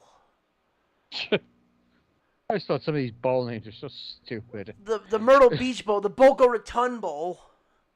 Yeah, I mean, the Duke's Mayo Bowl. The one, where are the playoffs at this year? What bowl games, Ronnie? Do you know? Yeah, yes, I do. Let me hear it. So we got the Peach Bowl and the Fiesta Bowl. So Georgia and they're Glendale. They're going to be in Atlanta, and they're going to be in Arizona. And where's the national championship this year? Inglewood. Oh, it's in California. Yep. Okay. All right. That's not bad. It's in L.A. Not bad. I'll tell you one. You know what one game is? One of the New Year's Six bowl games is actually going to be on December 30th. The Orange Bowl is going to be the night game that Friday.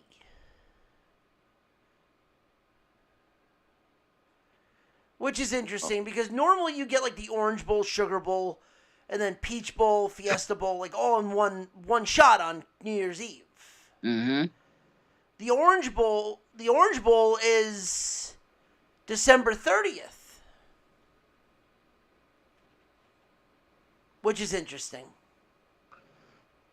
Yeah, man. Honestly, it seems like every playoff game since the playoffs came has always been a blowout. You realize that?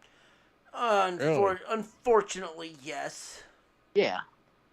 Like the best playoff game I ever saw was Clemson and Ohio State when Clemson beat them. Yeah, well, Clemson and what's his name got a bruised rib? Ooh, what's his name? Trevor Lawrence. Yeah. Yeah,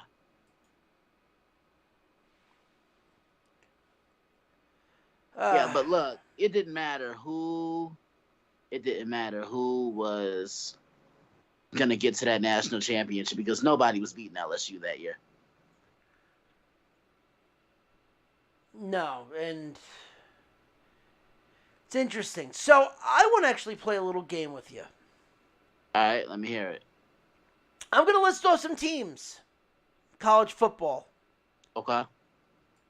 Players, or are they pretenders or are they players? All right, are contenders, you mean? Yeah. Okay, let's hear it. LSU, we're going to start easy. LSU. I'm going to say pretenders because it's really been a difficult thing for them to really build the team after that 2019 championship, right? They've had a lot of inconsistency at quarterback, really can't run the football.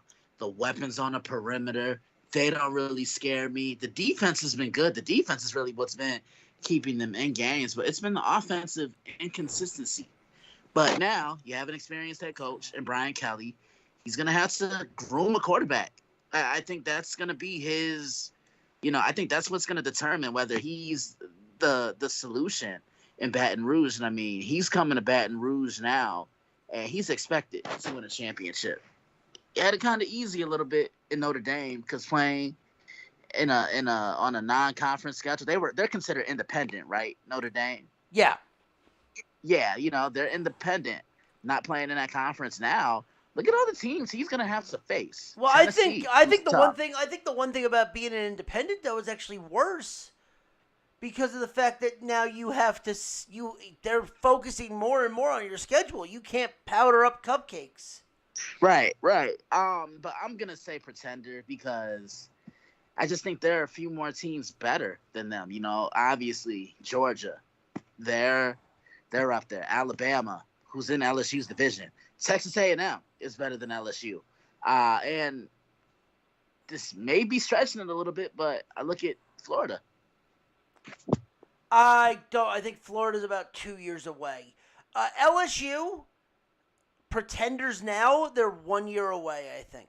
Right.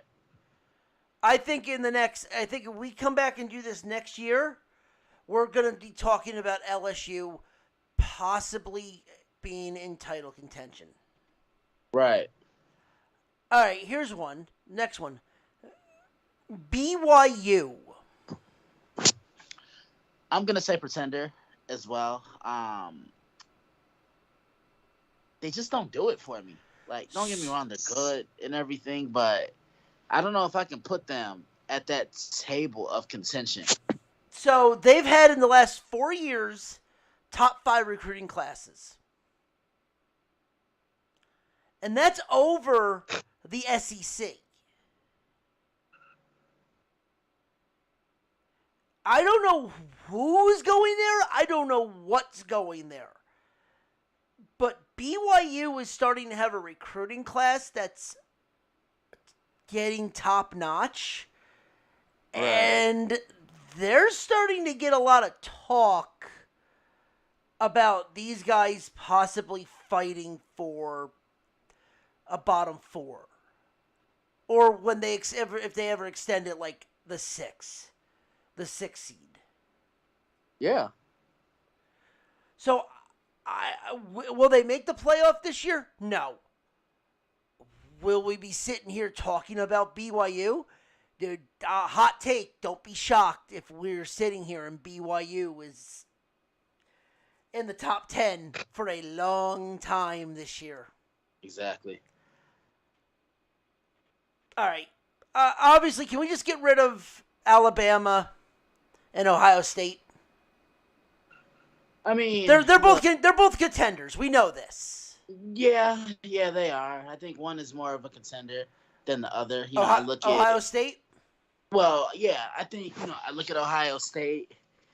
God, have they done enough to shore up their run defense? Do I think they win the Big Ten East this year? Yeah. Oh, hands down. Michigan, they're gonna be without a few pieces. Like, there's no Aiden Hutchinson walking through that door. There's no David Ajabo, and those are two guys that are tough to replace.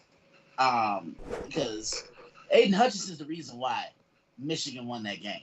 Like, they neutralized the run and everything was over from that. I think Ohio State comes in with a little bit of a vengeance and a chip on their shoulder this year, because last year was unlike them. I thought they were rolling. At one point, I thought C.J. Stroud became the favorite to win the Heisman. You know, that big game that he had against Ohio State, and then he went to bed. I mean that big game he had against Michigan State, and he went to bed against Michigan. So I just think right now, yeah, Ohio State, I think they get back to being the class. I'm not saying Michigan is gonna take a couple steps back. I'm not saying they're gonna be bad. I think they'll be good. They'll be competitive, but I don't see them as a playoff team this year. Unless that defense is ready to rock and roll. That's the only way that I see Michigan getting back to the playoffs. And what Cade McNamara are we gonna see? But look, I'm gonna tell you this right now. To me, this is Jackson, Ohio State's year, in my opinion, to hold up that trophy. What'd you say? This is Ohio State's year to hold up that trophy. What, the Big Ten or the national championship? Natty. Now, I don't know about that. I'm not going to go that far, because it seems like every time they get to the playoffs, they wet the bed. Right now, with a straight face, you line them up on the same field against Alabama. They're not beating Alabama. I don't even think they could beat Georgia. Oh, no, they can beat Georgia this year. On a neutral, I have Ohio State maybe 1.5 point dogs. On a neutral? Yeah. I think Ohio State actually, because they've got a lot more they've gotten a lot better on their line. Their running backs have gotten a lot better. Their defense, Ohio State. Yeah, I'm gonna tell you, man. Ohio State, I think they're gonna have one of the 3 best wide receivers in the country this year. He goes by the name of Jackson Smith and Jigba. You know who he actually reminds me of? He's a more well-rounded version of Chris Godwin. So, right now, the top 3. I'm going to tell you the 3 highest favorites right now, and this will not shock you. And I think 2 out of the 3 are contenders. One is a pretender. And it's Bama, Georgia, Ohio State. Uh-huh.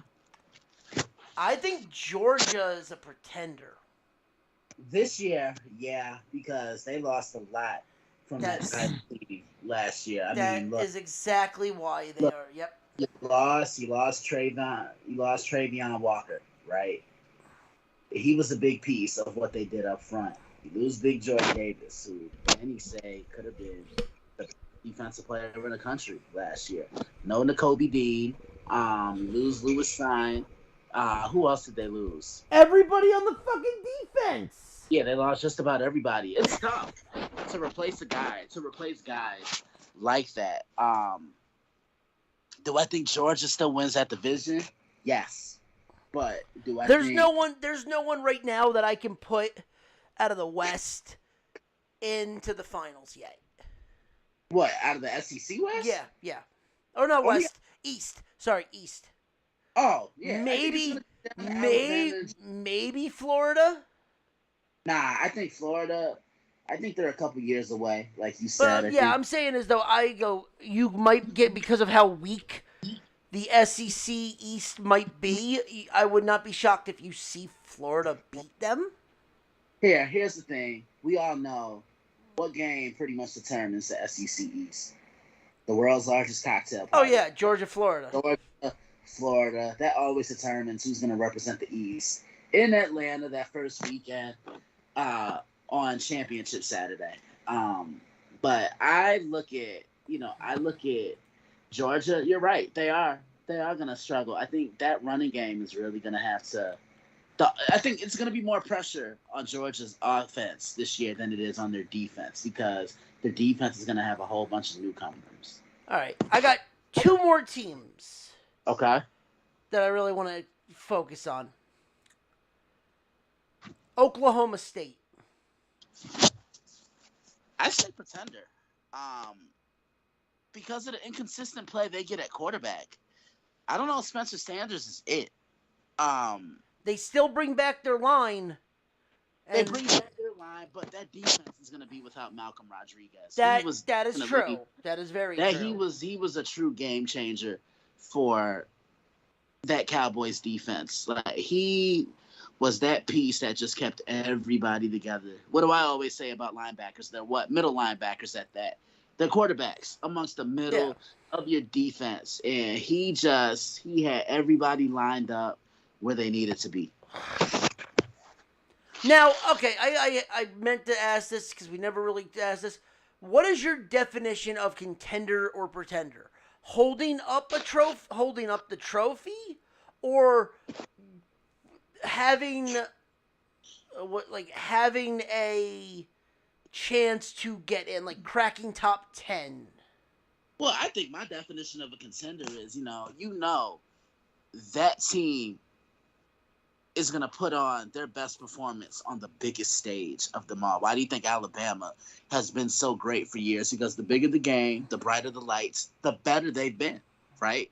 When I think of a contender, I think of stepping up on that big stage that I just talked about. I think of winning those marquee matchups, just showing up week in and week out. And look, hate them or love them, that's how you have a Crimson Tide. You see what I'm saying? Yeah. Like they are the cream of the crop, and they're gonna come in pissed off this year because they were embarrassed that year, last year in the national championship. And what did I say? The difference between the SEC championship and the national championship. Bryce had all day to throw that football. He could have fucked Miss Alabama for all I care. He had that much time. No, that was SEC that's the other Alabama quarterback. Oh, dear God. But, when I think of a contender, I think of you list teams that can get to the national championship, and they're literally one of the first three names that come up. You see what I'm saying? Like, that's my definition of a contender. I mean, I know we're talking college, but I look at the contenders right now in the NFL. There aren't many of them, but, the teams that are contenders in the NFL, the Rams, Buffalo. I think Buffalo's a contender. Kansas City, as long as they have Patrick Mahomes, they're a threat to make the Super Bowl every single year. So that's three right there. Tampa Bay, as long as Brady's there, they're a threat to come out the NFC each year. That's 4. 5. When they're healthy, I'm going to say the Baltimore Ravens. Like, when they're healthy. That's a big if, because last year you just saw the wheels fall off the bus last year for the Baltimore Ravens. But, yeah, I mean, when I look at college, the contenders to me are Georgia. No, not even Georgia. Alabama, Ohio State, potentially. You know who I could kind of put borderline in the contender conversation, Ronnie? Who? Baylor. Who's Baylor bringing back? Because right now, well, if you like Baylor to throw their name in the ring, they're 60-1. Well, who's the favorite to win the Big 12 this year? Good question. Let me find out. Big 12? Texas. Oh, God. So you got Texas at plus 175, Oklahoma at 2-1, OK State at 4-1, then Baylor at 6-1. Look, Baylor won the conference last year. Why I picked Baylor to win that division, that conference, is because they have the best defense in the Big 12. Like, seriously, Dave Aranda is known for what? Putting together those stingy defenses, starting with the back end, great linebacking core, having that defensive front create havoc up front. And Baylor's an old school team. They want to run the football. They want to control the clock. They want to pound the rock in between the trenches. And they just need that quarterback to come in and simply manage things. Yeah. All right. Now, these two are not contenders or pretenders. I think this is just going to be a fun little conversation. Do you see Pittsburgh and Wake Forest shaking things up again like they did last year? Pittsburgh, I don't think so, because they just lost. They lost Kenny Pickett. They lost their number one. They lost their best wide receiver. We'll get to the last team on that list in about 2 seconds because that's where he went. But Wake Forest, I wouldn't be shocked if they get thrown in that conversation again. Yeah, I mean, they've been doing well. I really like what Dave Clawson has been doing with this program out there. Sam Hartman is a good quarterback. Look for him to take that next step. I think he could be one of the 3 best quarterbacks in the country this year. If Wake Forest does enter their name into that contender conversation, I think Sam Hartman can win the Heisman. I fully agree with that. Actually, you know what? Since you said that, let's see what the odds are for that. Heisman, oh, he's over 30-1. I'll tell you that right now. JT Daniels, Sam, 40-1 to win the Heisman. Wow. Who's the favorite? Bryce again? No, CJ. Yeah, I can see it. CJ Stroud's a good quarterback. I mean, CJ and Bryce are literally 3-1. Okay. Yeah. And finally, team that's not ranked right now, but that probably will be ranked when they step on the field, USC. Yeah, I mean, I think there's pressure on USC right now. Lincoln Riley, I think, is the best offensive-minded guy in the country.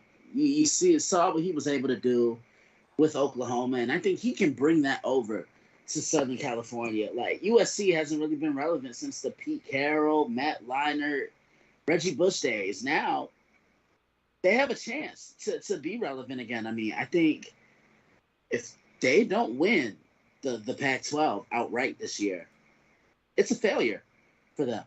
Like, so there's a two-way tie right now for the Pac-12, and that's between them and Utah.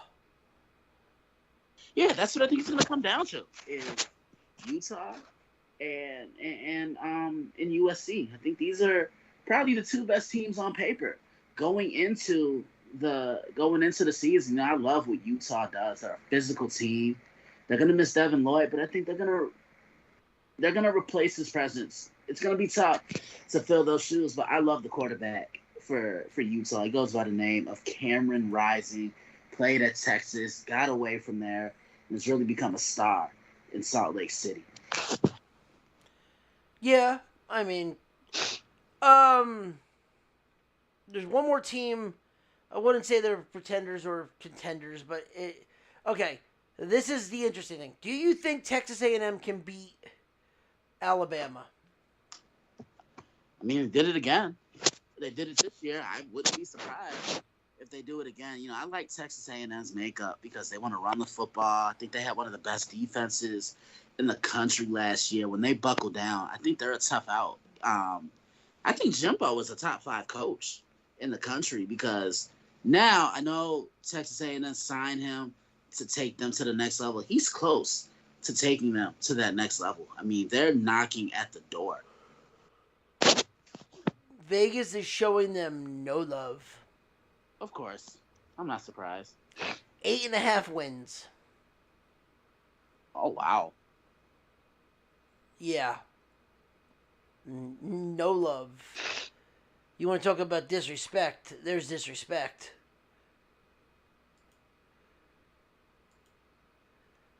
But no, yeah, that's really it, what I wanted to talk about with college football, because, I mean, other than that, there's no real news for college football. The Jimbo spat is one of the big things. The Sugar Bowl got moved. That was the one big thing. NFL news. They've pulled this back, so I don't know how legit this is. So I'm just going to say allegedly, and the rumor is Colin Kaepernick is going to be signed to the Las Vegas Raiders for 2 years, $35 million. Really? That's the rumor. I can't seem to find this thing anymore. This popped up on my feed yesterday, and now it's gone. I can't find it. I mean, do you really want to give that, if it is indeed true, do you really give that much money to a guy who hasn't played in 7 years? That's not even the question I have, John. He's kept himself in great shape, yes. My question is you're giving him $17 million to be a backup. I mean, all his off-the-field stuff excluded. We're not even going to go into that. We're not even going to count off the field. But I'm talking about on the field. I'm sorry, a guy that has not thrown a football during a live game in 7 years to command that much money, that's asinine on the Raiders' part, if it is indeed true. Christian, sorry. What's your thoughts on that? I mean, he said he'd be willing to take that role as a backup now because that's all he is. Okay, let me ask you this then. Are you at all upset that he's making? I mean, like the dude's getting $17 million to be a backup. That is not backup money. No, that's not. That's starter money. Yeah. So then the question is do we see David Carr traded? Nah, because Derek Carr just signed that contract extension. So then you're giving somebody seven. Now, the question that I've not seen, and hello, Ryan. Hello, What's Ryan. And the one thing I haven't seen is how much of it is guaranteed. Right. If it's guaranteed, if that's 1 year guaranteed, okay, 1 year you're dealing with that, you can cut them, and then it is what it is. What are we talking about? Colin Kaepernick. Oh, yeah, I can't believe somebody actually signed him. I mean, it's about time. But, I mean, he's been a pretty taboo player in the NFL for a couple of years. So what's funny is that all that whole the whole article is like gone. I can't find it anymore.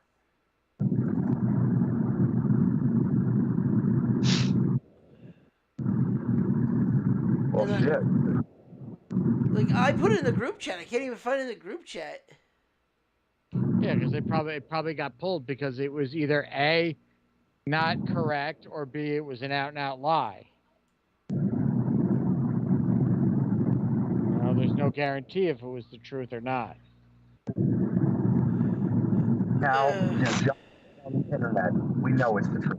It came from the internet. Of course, if it came from the internet, it's got to be true, yeah. Because everything on the internet is the truth. The internet is for porn. And you know what? I just want to go ahead and say this, okay?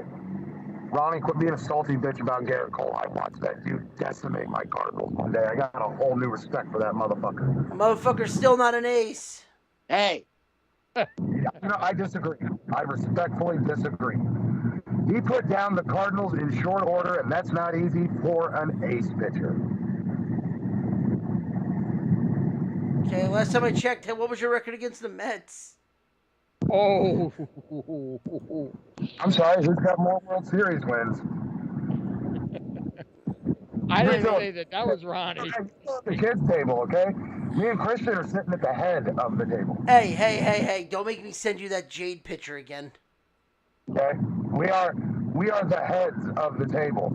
The Cardinals are second to one team in World Series wins, and they've been around 100 years longer than us. Don't make me send you that Jade picture again. I will do it. What I swear to Jade God, picture? I will send you nude Charlotte Flair, motherfucker. Try me. What? With a blown out tire? Fucking Wait blown a out. minute. What are we talking about here, guys? No, it was Like, something. with fake tits. Yeah. It's like it's those balloons that have the helium in them, and they just let them sit for about 4 days. And you want to know why the Mets have a better record against the Cardinals right now? Because whenever you guys come to town and we go up there to Citi Field, it's like, fuck, we're playing the special ed teams. Give it to them. Oh.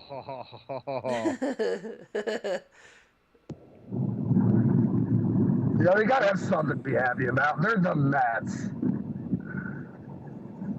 Got the best record in baseball right now, bitch. Without our three best pitchers, I might add. How many World Series rings the Mets got? That's not the point right now. That's not what we're I'm talking about. asking a question. How many? We got two. I'm not going to deny it. We got two. So you've got, like, isn't that less than the Cubs? Cubs only got one. Cubs only have one. No. The Cubs won World Series before. They just haven't won one recently. It was like 100-something years between. Okay. But they won 1907, 1908, so they've got three. You guys don't even have as many as the Cubs. Okay, you're also talking about 101, 102 years compared to, or now it's like 113 years compared to 50? The Mets have been around for 60 years. This is their 60th anniversary. 60 years, 2 rings. You're winning one every 30 years. You're the new Cubs.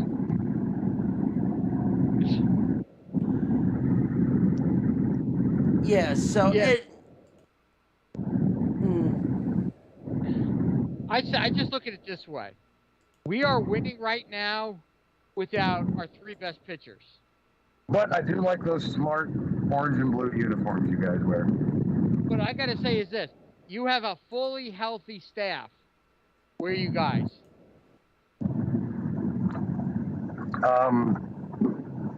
Being Cardinals in St. Louis. What place are you guys in right now? Oh, I don't know. I haven't checked the standings. Ronnie, where are they right now? We'll be looking that up right now. Oh, lordy.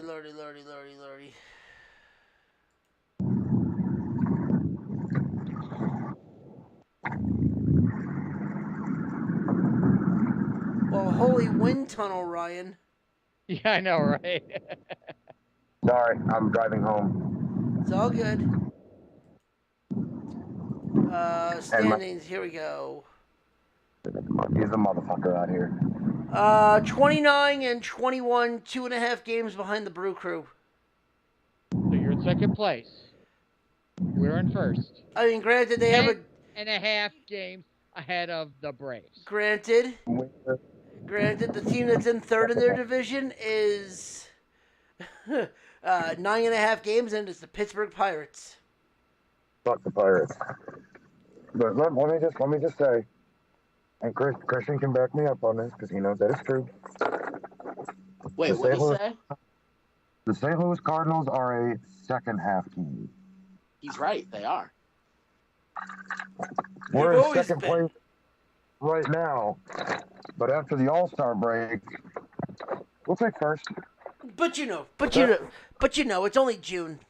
It's only June. Hey man, it's not even All-Star break. I don't worry till after All-Star break. That is very true. Yeah, Ain't well, nothing to worry about until we hit the All-Star. which is in July. 30, like almost 40 days. Yeah. I think. And we're 2.5 games back. Look, I'm not saying the Cardinals aren't a good team. I'm not saying that. I never said the Cardinals were a bad team. I'm just saying, right now, we are. I mean, this year, considering what we're working with pitching wise, for us to be where we are and to be in the position we're in, even you got to give us credit. That's pretty damn good. Look, I don't hate the Mets. Okay, there is only one team that's represented on this podcast that I absolutely, truly do hate, That's the Phillies. and that's the Phillies. I'm sorry, Chris. He's not here. He's not here, so. It doesn't matter. I'm still going to apologize because that's his team, and I don't want to be a dick. No, the Mets are doing good, but I'm sorry. I'm waiting for the meltdown, and it's coming. I don't see. Do I think there's going to be stumble points around the season? More than likely, because every team's got to go through the stumbles. I understand that, but I look at it this way: the way it's been, because I've been watching just about every game I can watch. They're starting to compare this team to the '86 team, and he just logged off. I'll wait till he comes back. Yeah, he probably Going in that. Yeah, Either lost signal or he's going in the house. probably a mix of both. Because he sounded like he was in a fucking wind tunnel. Yes, he did. Yeah, he does. Yeah, baby. There he is. Are you in the house now? Okay, I'm back. Sorry, Skype sucks. Yeah. Oh, okay. We- We figured you were either in the house or you were at lost signal again. No, I'm but back. what I was going to say, with the '86 team, they were dominating a good chunk of the season. They went through periods in July and August where they stumbled, but then they righted the ship. It's going to happen. It happens to every team. It happened to the Yankees. It'll happen to the Mets probably, and it'll more than likely happen to your Cardinals at some point. It happens to everybody. It's a long season. Mm-hmm. But here's the scary part. If all three of these names I'm about to mention come back healthy and strong, would you be worried as another fan? You get DeGrom, Scherzer, McGill, Carrasco, and Taiwan. All five of those guys are healthy. Scherzer and DeGrom worry me, but they're the only two on that list that worry me. McGill still needs a little seasoning, but from what I've seen of this kid's definitely got all-star potential. He does. Unless he gets broken. No, he's not Matt Harvey. No, man, you know what I mean, though. Like, the crowd gets in his head and just throws him. No, he's not Matt's. I mean, we've all seen it, though. Matt's gets in his own head. Matt's can't get out of his own way sometimes. Because I've seen it with the Mets, and I'm starting to see signs of it with the Cardinals. He gets inside his own head, and he can't throw strikes to save his life. Yeah, but that's something we can fix. Well, the Mets couldn't fix it. Do you really think the Cardinals could fix it? Yep. Well, we'll see. The jury will be out on that one. Look, the Cardinals take mediocre players and make them stars. Okay, then riddle me this. That kid Plummer was a Cardinal. Why did they let him walk away? When he was considered a top 10, top 20 prospect. Why would they just let him walk away if he's that good? Because they don't see it in him. Comes here. He was in Syracuse. He had 6 home runs and 20-something RBIs at Syracuse. Comes here. First 2 games in the majors, boom, boom. Hence why Dom Smith was sent down. Right, but baseball's a fickle game, He could go boom, boom, and then go on a 6-week cold streak. True. He can go boom and then do nothing for the rest of the season. It really it's going to depend on who they're playing, right? The pitcher on the mound, and what he's got. Well, I'm going to say something. Pitcher, it's going to keep pounding, fucking pounding fastballs down his throat, you're going to get in your own head, and you're going to be swinging early as a motherfucker. Right, but the only thing, and I was saying, there's one team right now in the entire National League that scares me, and that's the team we're about to face tomorrow, Friday, Saturday, and Sunday.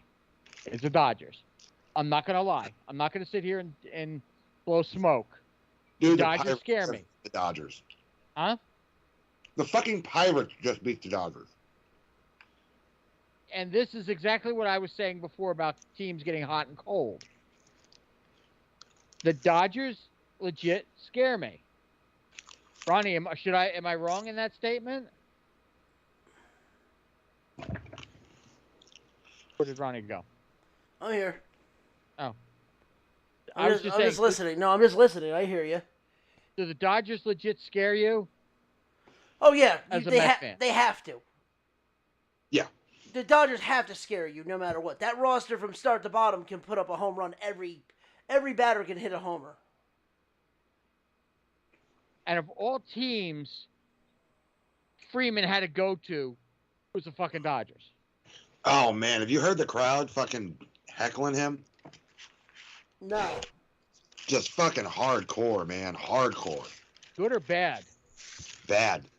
What, in L.A.? Mm-hmm. L.A. Sorry, I got to say it the right way. Why, is he not doing well right now? More like fans from around the league. Has he played in Atlanta yet? Have they played the Dodgers? Have they played the Braves at home yet? They played the Braves in L.A., yeah, but not in Atlanta. They haven't played in Atlanta yet, because I'd be curious to see the reaction he gets in Atlanta when he comes back with the Dodgers. It'll be a good one. Yeah. There's no other real news. I mean, NFL, there's not a lot of news. What about that one player that passed away? Christy, did you hear about that the cowboy that passed away, the former cowboy? Marion Barber? Yeah. Yeah. When I think of Marion Barber, I just think of a hard-nosed... 90 seconds. Fuck you, Brenda. I think of a hard-nosed guy who wasn't afraid of contact. You see what I'm saying? Like, to me, he was the Marshawn Lynch of his era before Beast Mode became what he became. Because really? He was that guy where you thought you had him down. He carried your whole defense with you. And I think the most memorable run of his career, I remember it like it was yesterday. Came in a game against 60 the Patriots. seconds. Came in a game against the New England Patriots. They're backed up at their own 2-yard line, and you think that it's going to be a safety, and he just found a way to wiggle himself and maneuver himself out the end zone, and they called that arguably the greatest 2-yard run ever. Just absolutely sad news. Your heart goes out to his family, those who knew him, those that played with him. You just never want to see this happen to anyone, and don't hesitate to check on your loved ones, man. How long ago was he out of the league? Was he out of the league recently, or he retired in 2011? Okay, so it wasn't like he was playing like the last couple of years. 10 seconds. Nah, he wasn't. No, because I saw that right before we went live. I saw a cowboy, and I think Sturcio, Dave, that guy Ronnie and I know, posted something about it. But yeah, my condolences to his family and everything. That sucks. It's never easy to go through something like that. But other than that, Ryan, do you have any news or anything? Or we do have some things to talk about real quick. Yes. Wrestling. We got some wrestling news. Okay. More specifically, let's talk Double or Nothing. Okay. Now, since Monday was the holiday, we weren't on the air, right? Giving this fucking sweet audio chocolate to the masses. Yes. Not wrong. Damn right, I'm not fucking Chocolate Rain level. Chocolate Rain. Come on, Christian, give us a Chocolate Rain. Chocolate Rain. Chocolate Rain.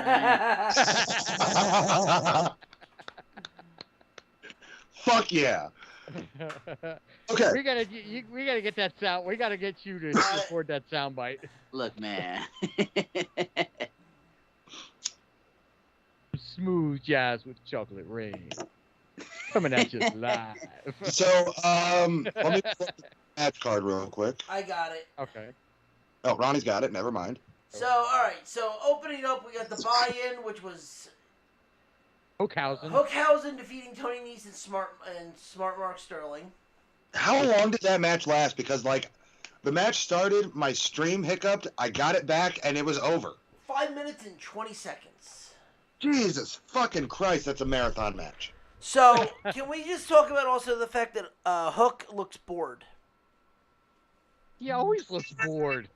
He probably is bored. I mean, honestly, I don't think that he wants to be in a tag team. No. All right, so you open up with MJF getting railroaded by Wardlow.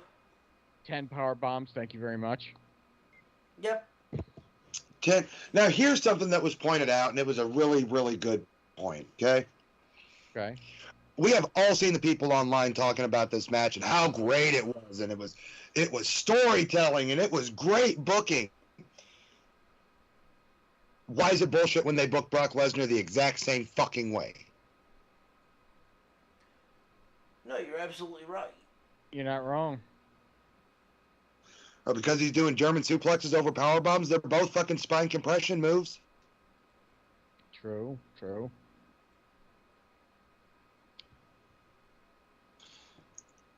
And honestly, I think that while MJF didn't need to get any real offense in this match, like this was like a burial with a story. Even though he was on tonight. Yeah, he was on that. He basically shot on everybody. I heard he had a pretty good promo. Oh, it was damn good. It was damn good, that was for sure. I had no issue with Wardlow. But yeah, that was 7 minutes, 30 seconds. Next, the Harveys versus the Young Bucks. I didn't see this match. This match was your average Jeff Hardy spot fest. And Spot your Monkey Fest, this yeah. was your Hardy's Young Buck typical spot, paint by numbers spot fest. Basically spot shots from Jeff, super kicks from the Bucks. Pretty much that Yep, would've... yep. And which led to Jeff Hardy getting pulled from AEW tonight. Dude, his body's fucked up. He was fucked up. Dude, he was fucked up at Double or Nothing. There is no way that he wasn't taking something to deal with the pain from having to wrestle Darby Allin. And this is just more fucking proof on why Darby Allin is unfucking safe. Won't disagree with you there, sir. No. Next, you had Jade Cargill defeat Anna Jay. This did nothing for Jade. This did everything for Anna. That match was fucking the drizzling fucking shits. That match was a clusterfuck to a symphony of silence. I have been to abortion clinics that made more noise. Oh, Jesus. Oh, God. Oh, there's a lot of salt and a lot of crying.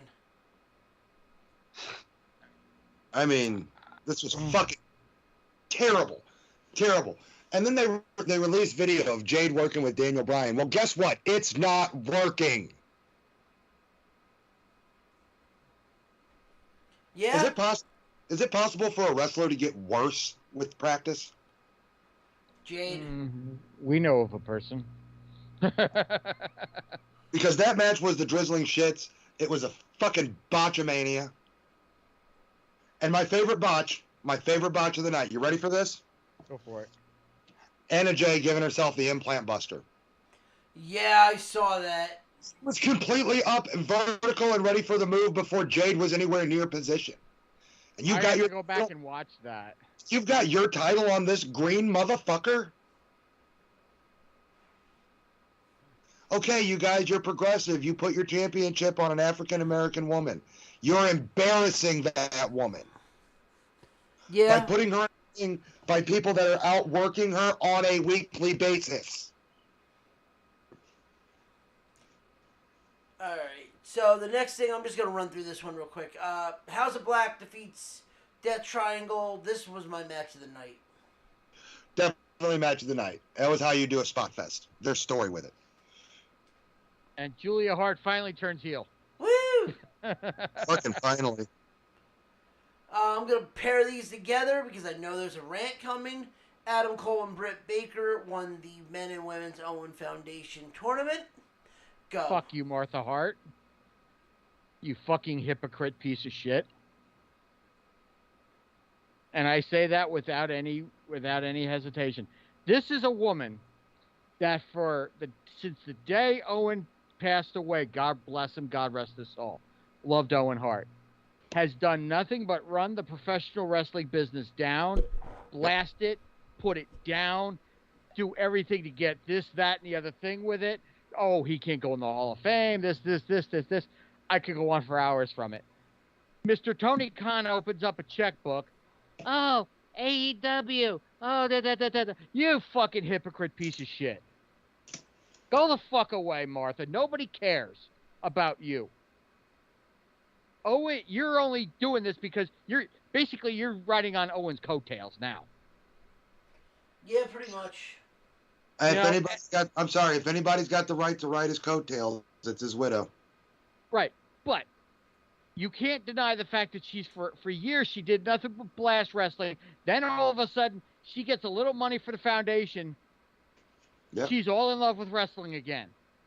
Oh, and by the way, for anybody that has looked, that is not a Stampede belt replica. That is the NWA North American Championship. Yes, I know. I saw. I was going to get to that, but I'm sorry. I have no respect for Martha Hart. I just have no Well, I respect mean, it's a for her. straight up money grab. It no is. doubt. That's all it is. You know, and the fact that she thanked Dark Side of the Ring just shows you how stupid in the head this woman is. Dark Side of the Ring's got canceled. She thanked a show that doesn't exist anymore.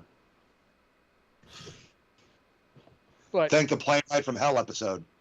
yeah, but that's all I got to say about that. As far as I'm concerned, Arthur, just go away. Stay away. I have nothing against Cole or nothing against Britt. Nothing against them. Love them both. They're great. They're great talents, both of them. Neither one of them needed that victory in the Owen Hart Exactly. fight. Thank you. Neither one of them needed it. Well, gee, they kind of gave away who was going to win when both of them came out wearing fucking pink. Gee, I wonder who's winning this match. They could have done a better job booking that tournament too, because the final match coming down to Cole and Samoa Joe, winning that cup does nothing for either of them. Yeah. Winning that cup would have fucking gotten Ruby the push that she was promised whenever she signed, instead of ending up as Ruby Dark. Or Ruby Elevation. Nah. But no, I just can't keep my mouth closed when it comes to Martha. That was the second person I intended on burying tonight. You ever read her book? No, I won't. I won't You spend should. dime one on her. No. You should read the book. You should read the book she wrote about Owen. It's good. Look, I've said this till the cows come home. I've always have and always will be a huge Owen Hart fan. So that you should guy read was a it as fucking an Owen Hart. Texas- Then Huh? you should read it as an Owen Hart fan, because she's telling stories that other wrestlers haven't told about Owen.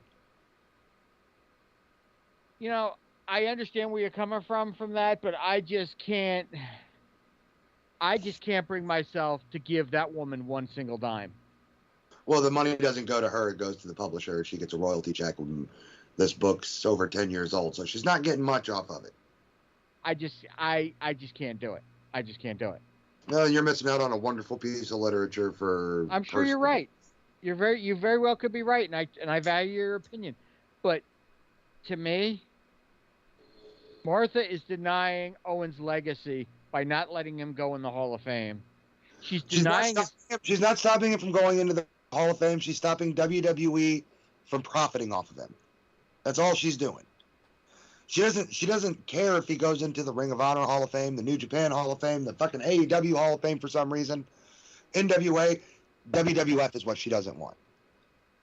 She doesn't want him associated with the company that killed him. And 100% Vince McMahon is responsible for his death. Bro, come on. I think it was part Vince, but it was the other Vince too. It was Russo. Russo had something to do with that. Vince was pretty adamant about Owen being on a quick release clip. That way, whenever his feet touched the ring, he could disconnect and trip. They were going to turn the Blue Blazer into a comedy gimmick, even more than it already had been. Yeah. And instead of using a regular, like, screw-down carabiner, like they did for Sting's drops, they used a competition sailboat racing clip that releases under 6 pounds of pressure. Put a 230-pound man in it and 60 pounds of gear. Vince hired a rigger. He didn't do his background on him. The rigger didn't know what he was doing. Vince and the company he hired 100% responsible for Owen's death because Owen voiced that he did not want to do it. I know. I'm not disagreeing with you on that. So I can understand Martha not wanting WWE to profit off of his likeness. Then explain that. He'd still be alive. Then explain to me how the Owen Hart DVD got out. WWE just made it. They didn't have permission. She took him back to court. And did they lose? Yes. Because this is the They reason. tried to say that it was because they only used his likeness while he was with the company. But they used his likeness from libraries that they bought when he wasn't with the company. They bought all the because they already had rights to use Stampede Wrestling. They had the rights to use all the WWE, WWF stuff. So basically, that's why. No. Whenever the lawsuit was settled, WWF was told that they could only use his image from times he was with WWE specifically, and it could only be certain types of media. DVDs were not on that list. There was a huge blow up over that. Because they did what she didn't want them to do. They made a ton of money off of Owen. I have that DVD. So do I. It's a great DVD. They paid respect to him. Exactly. But I'm not going to say that AEW shouldn't pay respect to him. I think that they should have used that platform to catapult new superstars because that's what Owen would have wanted. Exactly. You're completely right, 1,000%. I grant you. Like I said, that's why I will never sit there and blame Adam Cole or Britt Baker. Although they didn't neither one of them needed the rub. I don't fault them. Well, you can't fault them for doing their job, doing what they're paid to do. But Exactly. it's the booking, it's the writing. I'm not sure if you guys saw my tweet, but I posted a tweet about how I'm pretty sure episodes of AEW are written. I don't know if I caught that one. All right, let me run it down for you. Tony Khan sits down and he's got the full match card in front of him. He puts a monster rail of coke on each match, and then after he snorts that motherfucker, he shoots his head up and screams out a name, and that's your winner. Okay. You're probably not wrong. I mean, it would make sense, right? Anybody? No, it makes complete sense. Ronnie? But but it's just I just think, and then we're gonna move on. I think Martha's a freaking biggest fucking hypocrite in the world, and I have zero respect for her. Fair enough. And that's just the way I feel about it. But what was the next couple matches?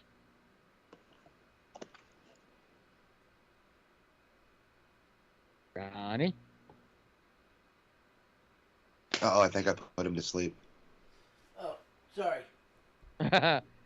Did we put you to sleep? No, I'm just watching the Rangers game still. Actually, Okay. People just got straight up like 3 guys just got ejected. I was gonna start calling you effing Rip Van Winkle. No, Britt Baker. So yeah, we're on American Top Team defeating Frankie Kazarian and Sammy Guevara.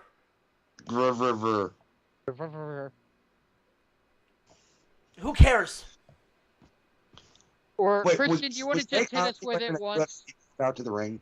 What? What'd you say? Christian, hit us with the line that makes you famous. Well, ain't nobody care. There you go. I said, did Tay Conti come out to the ring wearing a UFC belt? No. Yes, she did because they stole in storyline. They stole 3 of the UFC belts from Dan Lambert. Okay, makes sense. Sure. Granted, they came out looking like a fucking cuck and cuckosaurus. Cuckosaurus Rex. Yeah, I'm sorry. He looked. I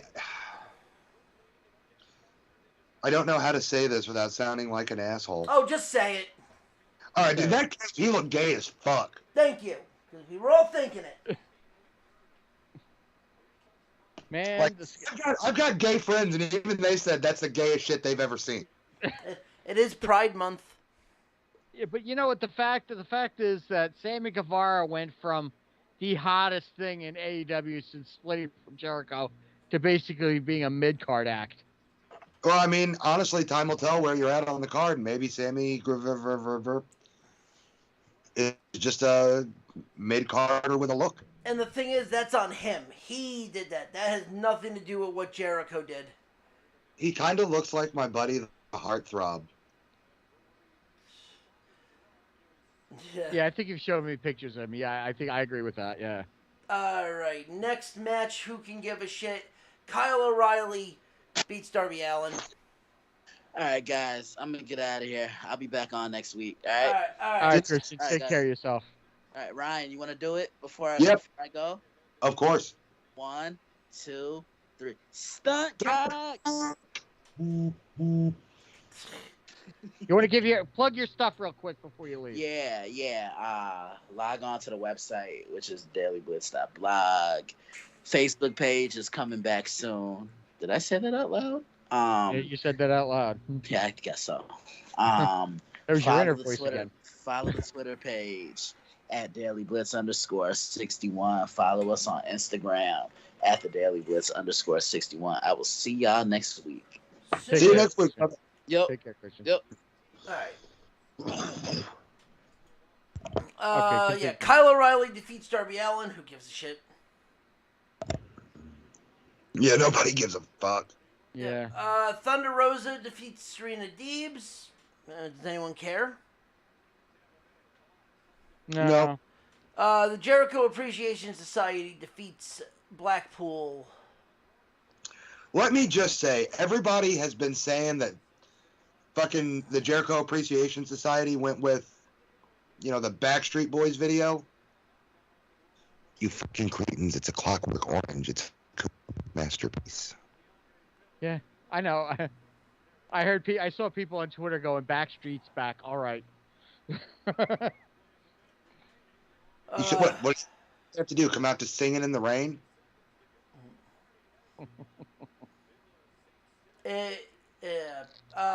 I love the one meme someone wrote, "You must hate a motherfucker so much if you're willing to waste all that gas on him." Yeah, and I love how everybody's hard selling the gas. Even like Nyla Rose posted on Twitter, like, Eddie Kingston must really hate Jericho to waste all that gas on him. Dude, it was fucking water. Yeah, right. It was fucking water.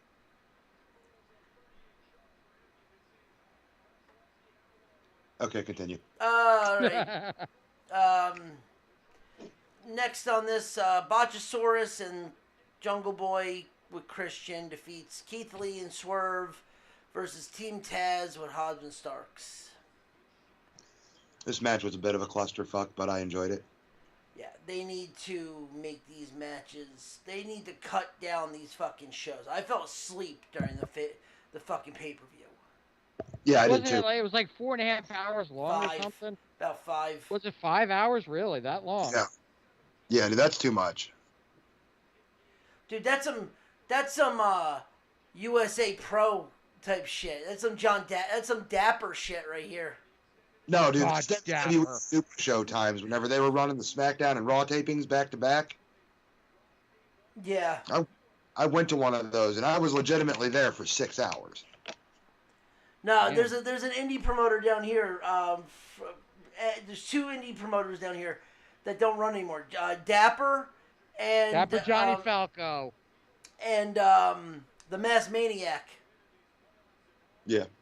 Oh, God. I remember him. They too. would run for 6.5-hour shows Fuck Yeah. that. That's too much. for an indie show. And Dapper shows were not exactly known for being WrestleMania level. Like, I'm sorry, you're running a show for fucking 6 hours every month. And finally, CM Punk defeats Hangman Page to be the new AEW World Champion. Where I did fell you see that asleep. come? I didn't even watch it. I downloaded it to watch. I just fast forwarded through to see the ending, and that was pretty much it. But then again, why did Punk need a world championship? So they could justify paying him all the money they're paying him. I mean, the What, big thing hope- is... Hoping that it'll break 1 million viewers again? The big thing is now you got him and Tanahashi, which actually is bad because now Kenta's gonna sue him. Yeah. Well, I mean, he did steal Kenta's move. Well, so did Daniel Bryan technically. Yeah, but Daniel Bryan's old school. I'm sure Bryan went through the appropriate channels and asked permission. Which is hilarious. Wasn't he using that while Kenta was still in the E? Yep. Yep. Yeah. GTS, bitches. No, I'm not even talking about No, that. right. The psycho knee. The Kenta knee was before the GTS. But Daniel Bryan strikes me as one of those guys that would be like, hey, you know, can I use this move? He'd Yeah. ask respectfully. You know, I think that it'll really help me out. Oh man, speaking of, I'm about to start working on a new finisher. Oh yeah. Really? I'm gonna pay homage to one of the greatest ECW fucking technical wrestlers of all time, Who's that? Mr. Jerry Lynn. Ah. I'm gonna start working on a cradle. Cradle pile driver? Oh yeah. Ooh, sweet. So we got one more thing to talk about in wrestling, and I know Ryan wants to have a little fun with this one. So there's a video circling, Oh fuck. Uh-oh. and we'll end with this. We will end with this. There is a video circling of a woman manager who is clearly a heel talking shit to a fan. Are you talking about this blonde Let woman? me tell the story. Then I yes. know exactly what video you're talking about. I think everybody knows the video I'm talking about because it's been going around the last week. The woman is walking away, talking shit, and then she gets punched in the face by a fan. And it leads to them fighting until a male fan decides to step in because a wrestler stepped in to break it up and punched the wrestler right in the face. Yep. Ryan, have fun. Floor's yours. First off, to every fucking promoter out there, let me just say, quit being a cheap, lazy fucking prick and put up goddamn barricades. Or get security. Instead of worrying about renting that 20-foot ring like WWE's got, rent a 16-footer. Protect your talent. Put up a barricade. Because shit like this is going to happen as long as you lazy, greedy, fucking cost-cutting sons of bitches are allowed to get away with running shows where there's no barricade between the crowd and the ring. This is not the 1950s anymore, bro. And for all the fans that want to get pissed off, you want to attack a wrestler, that's your fucking prerogative. But remember, as soon as you touch them ringside mats, you're in our fucking workspace. You're no longer a fan. You've broken the fucking rules. And if you get rocked in your shit, you fucking deserve it. Stay in your seat. You paid for a seat not to be part of the show. I promise you, dude, the first person that tries to get in the ring on me, they're going to lose their fucking front teeth. I'm going to pick them motherfuckers up and put them in my pocket. Damn. This shit shouldn't happen. You should not have to worry about the safety of other workers because promoters want to be fucking lazy. Well, we don't have to put up barricades. Yeah, well, you do have to have fucking security of some sort and not the boys from the back. What fucking company was this with? What fucking ragtag-ass promotion did this? It looked like a high school gym. It was Can't throw shit. Can't throw shit on the high school gym, man. All got to start somewhere. Right. It's some shindy. But the fact that they've got a ring set up, they've got workers, they've got seating, but they don't have a clear barrier between the crowd and the fucking workers. Oh, we're going to let them be part of the show. Guess what, dude? They don't know it's a show if your workers are good. But the other thing is, too, is then we're security. If you don't want to have barricades, that's fine. We're security. No, fuck that. Quit being lazy. Put up barricades. Give yourself... Because let me tell you, you think that female wrestler, that female manager, wouldn't have been ready for that bitch that sucker punched her? She had to scramble her ass over a barricade first? Oh, no. But I'm saying is, though, at the same time, you should have had either one or the other. If you had security there, too, it's never going to fucking happen. Because if you see a guy standing there and he knows, and you know that he's there.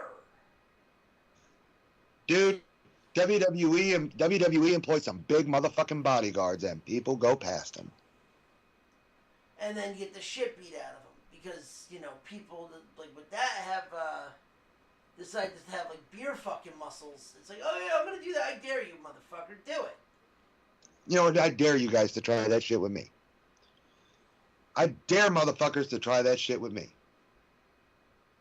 Because I am going to leave an imprint of my fucking bootlaces on your face. Yeah. Turn into a fucking Kenta Kobashi kick. Just fucking knees the face.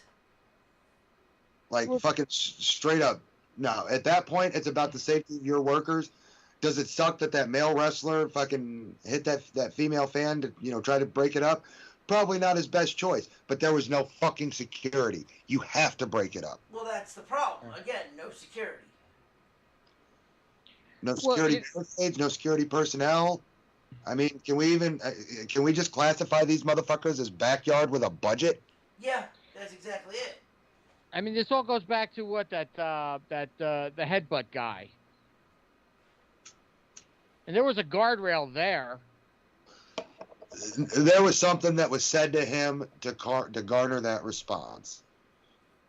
There was an exchange between those two people. And we don't know what it was. No. This was a manager working the crowd. This was a manager doing their job. And he gets Which sucker is to stir punched. shit up. And they got fucking suckered by some skeevy fucking crack whore sitting in the crowd. Yep. Some skeevy bitch who was probably there with her boyfriend who got involved, and she was gonna fucking cuck him to one of the boys that night. Gonna turn them into Molina, Johnny Morrison, Batista moment. Pretty much, man. Pretty fucking much. And I guarantee you that bitch was a rat. You know what they say about rats? There's a dime a dozen in every town.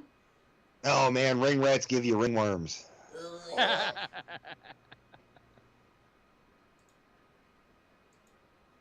No, dude, I am fucking livid about that video.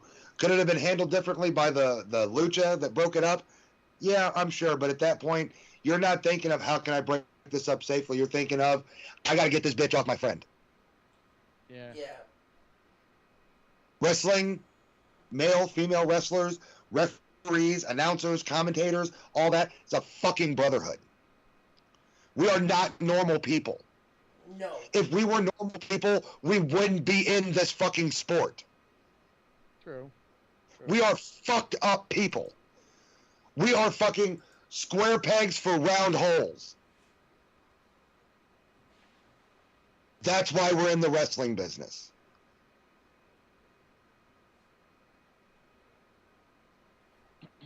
Yep. Stay in your fucking seat.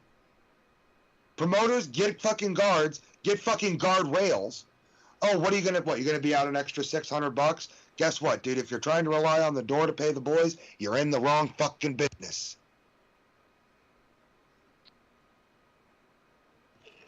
And it's not wrong. No, I'm fucking disgusted that this happened. I'm disgusted that a fellow wrestler was attacked. I'm disgusted at how it was broken up, and I'm disgusted that the promoter set all this shit in action by being a cheap, lazy fuck. Yeah. Totally 100% right. 100% right. I mean, Well, if I don't get these, I can make some more money. Well, it's like Tony Khan calling Tony Khan calling MJF, or MJF calling Tony Khan a fucking mark. Tony Khan is a fucking mark. oh, totally. Even worse, he's a WCW mark. Tony Khan is Dixie Carter, but male.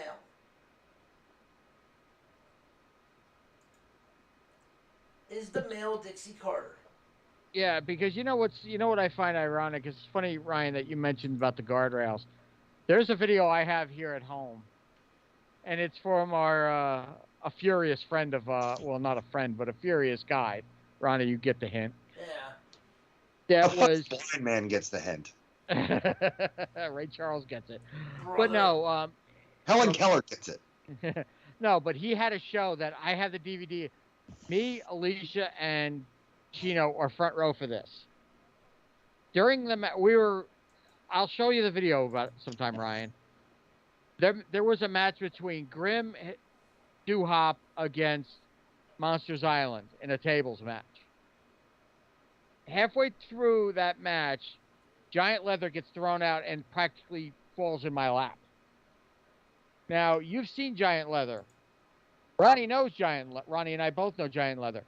I almost got to know him intimately because that big motherfucker almost landed on me. Let me just say, if a wrestler ever lands on you, I'm going to be really disappointed if you don't look at him and scream out, "I was inside you." Okay, this grown-ups too. Good reference.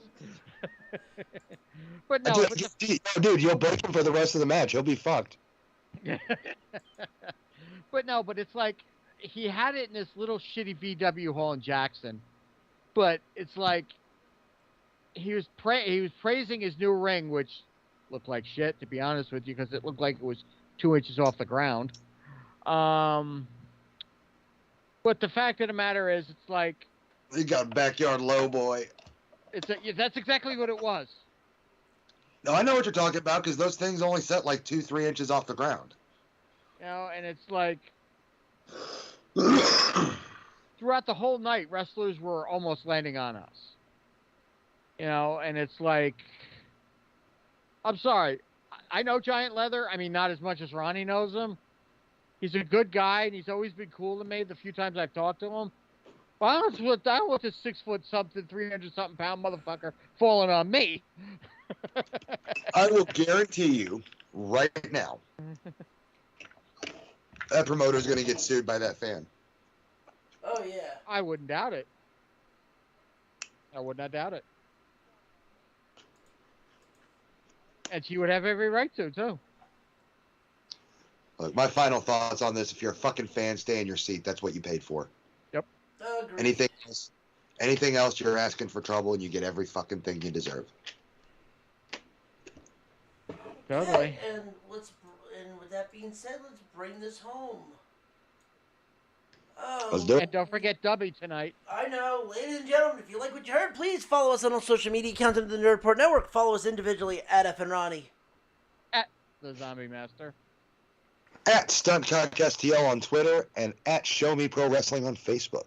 And go to w.gg for 10% and type in the Nerd Report for 10% off of anything in the shop. I believe they just put up a brand new flavor, which is called peach rings. Oh, they also just got the 3-flavor trial pack with Shaker back in stock.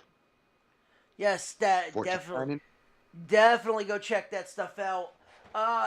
Go check out our Teesprings. I gotta revamp that, but yes, teesprings.com/the Nerd Report. Check out our merch. We will have new shirts soon, hopefully. Look, I'm working on it, guys. Oh no, I'm also talking about myself. I'm just talking about me in general too. I'm working on it, but I'm gonna send something to the chat real quick as we close this off to show you the new shirt design I'm working on. For who? Oh, cool. Okay. And with that being said, please join us back here on Monday as we dive back into the good, the bad, and the what the fuck in sports from the weekend, as well as the good and the holy shit and the really bad of the world of professional wrestling. With that being said, thank you everybody for listening. I am F and Ronnie, and if you don't believe what you just heard, everything in life is a teachable moment. And if you don't believe me, it's just a fact of life. Yeah! Yeah! The giant horse cock can weigh up to 11 pounds.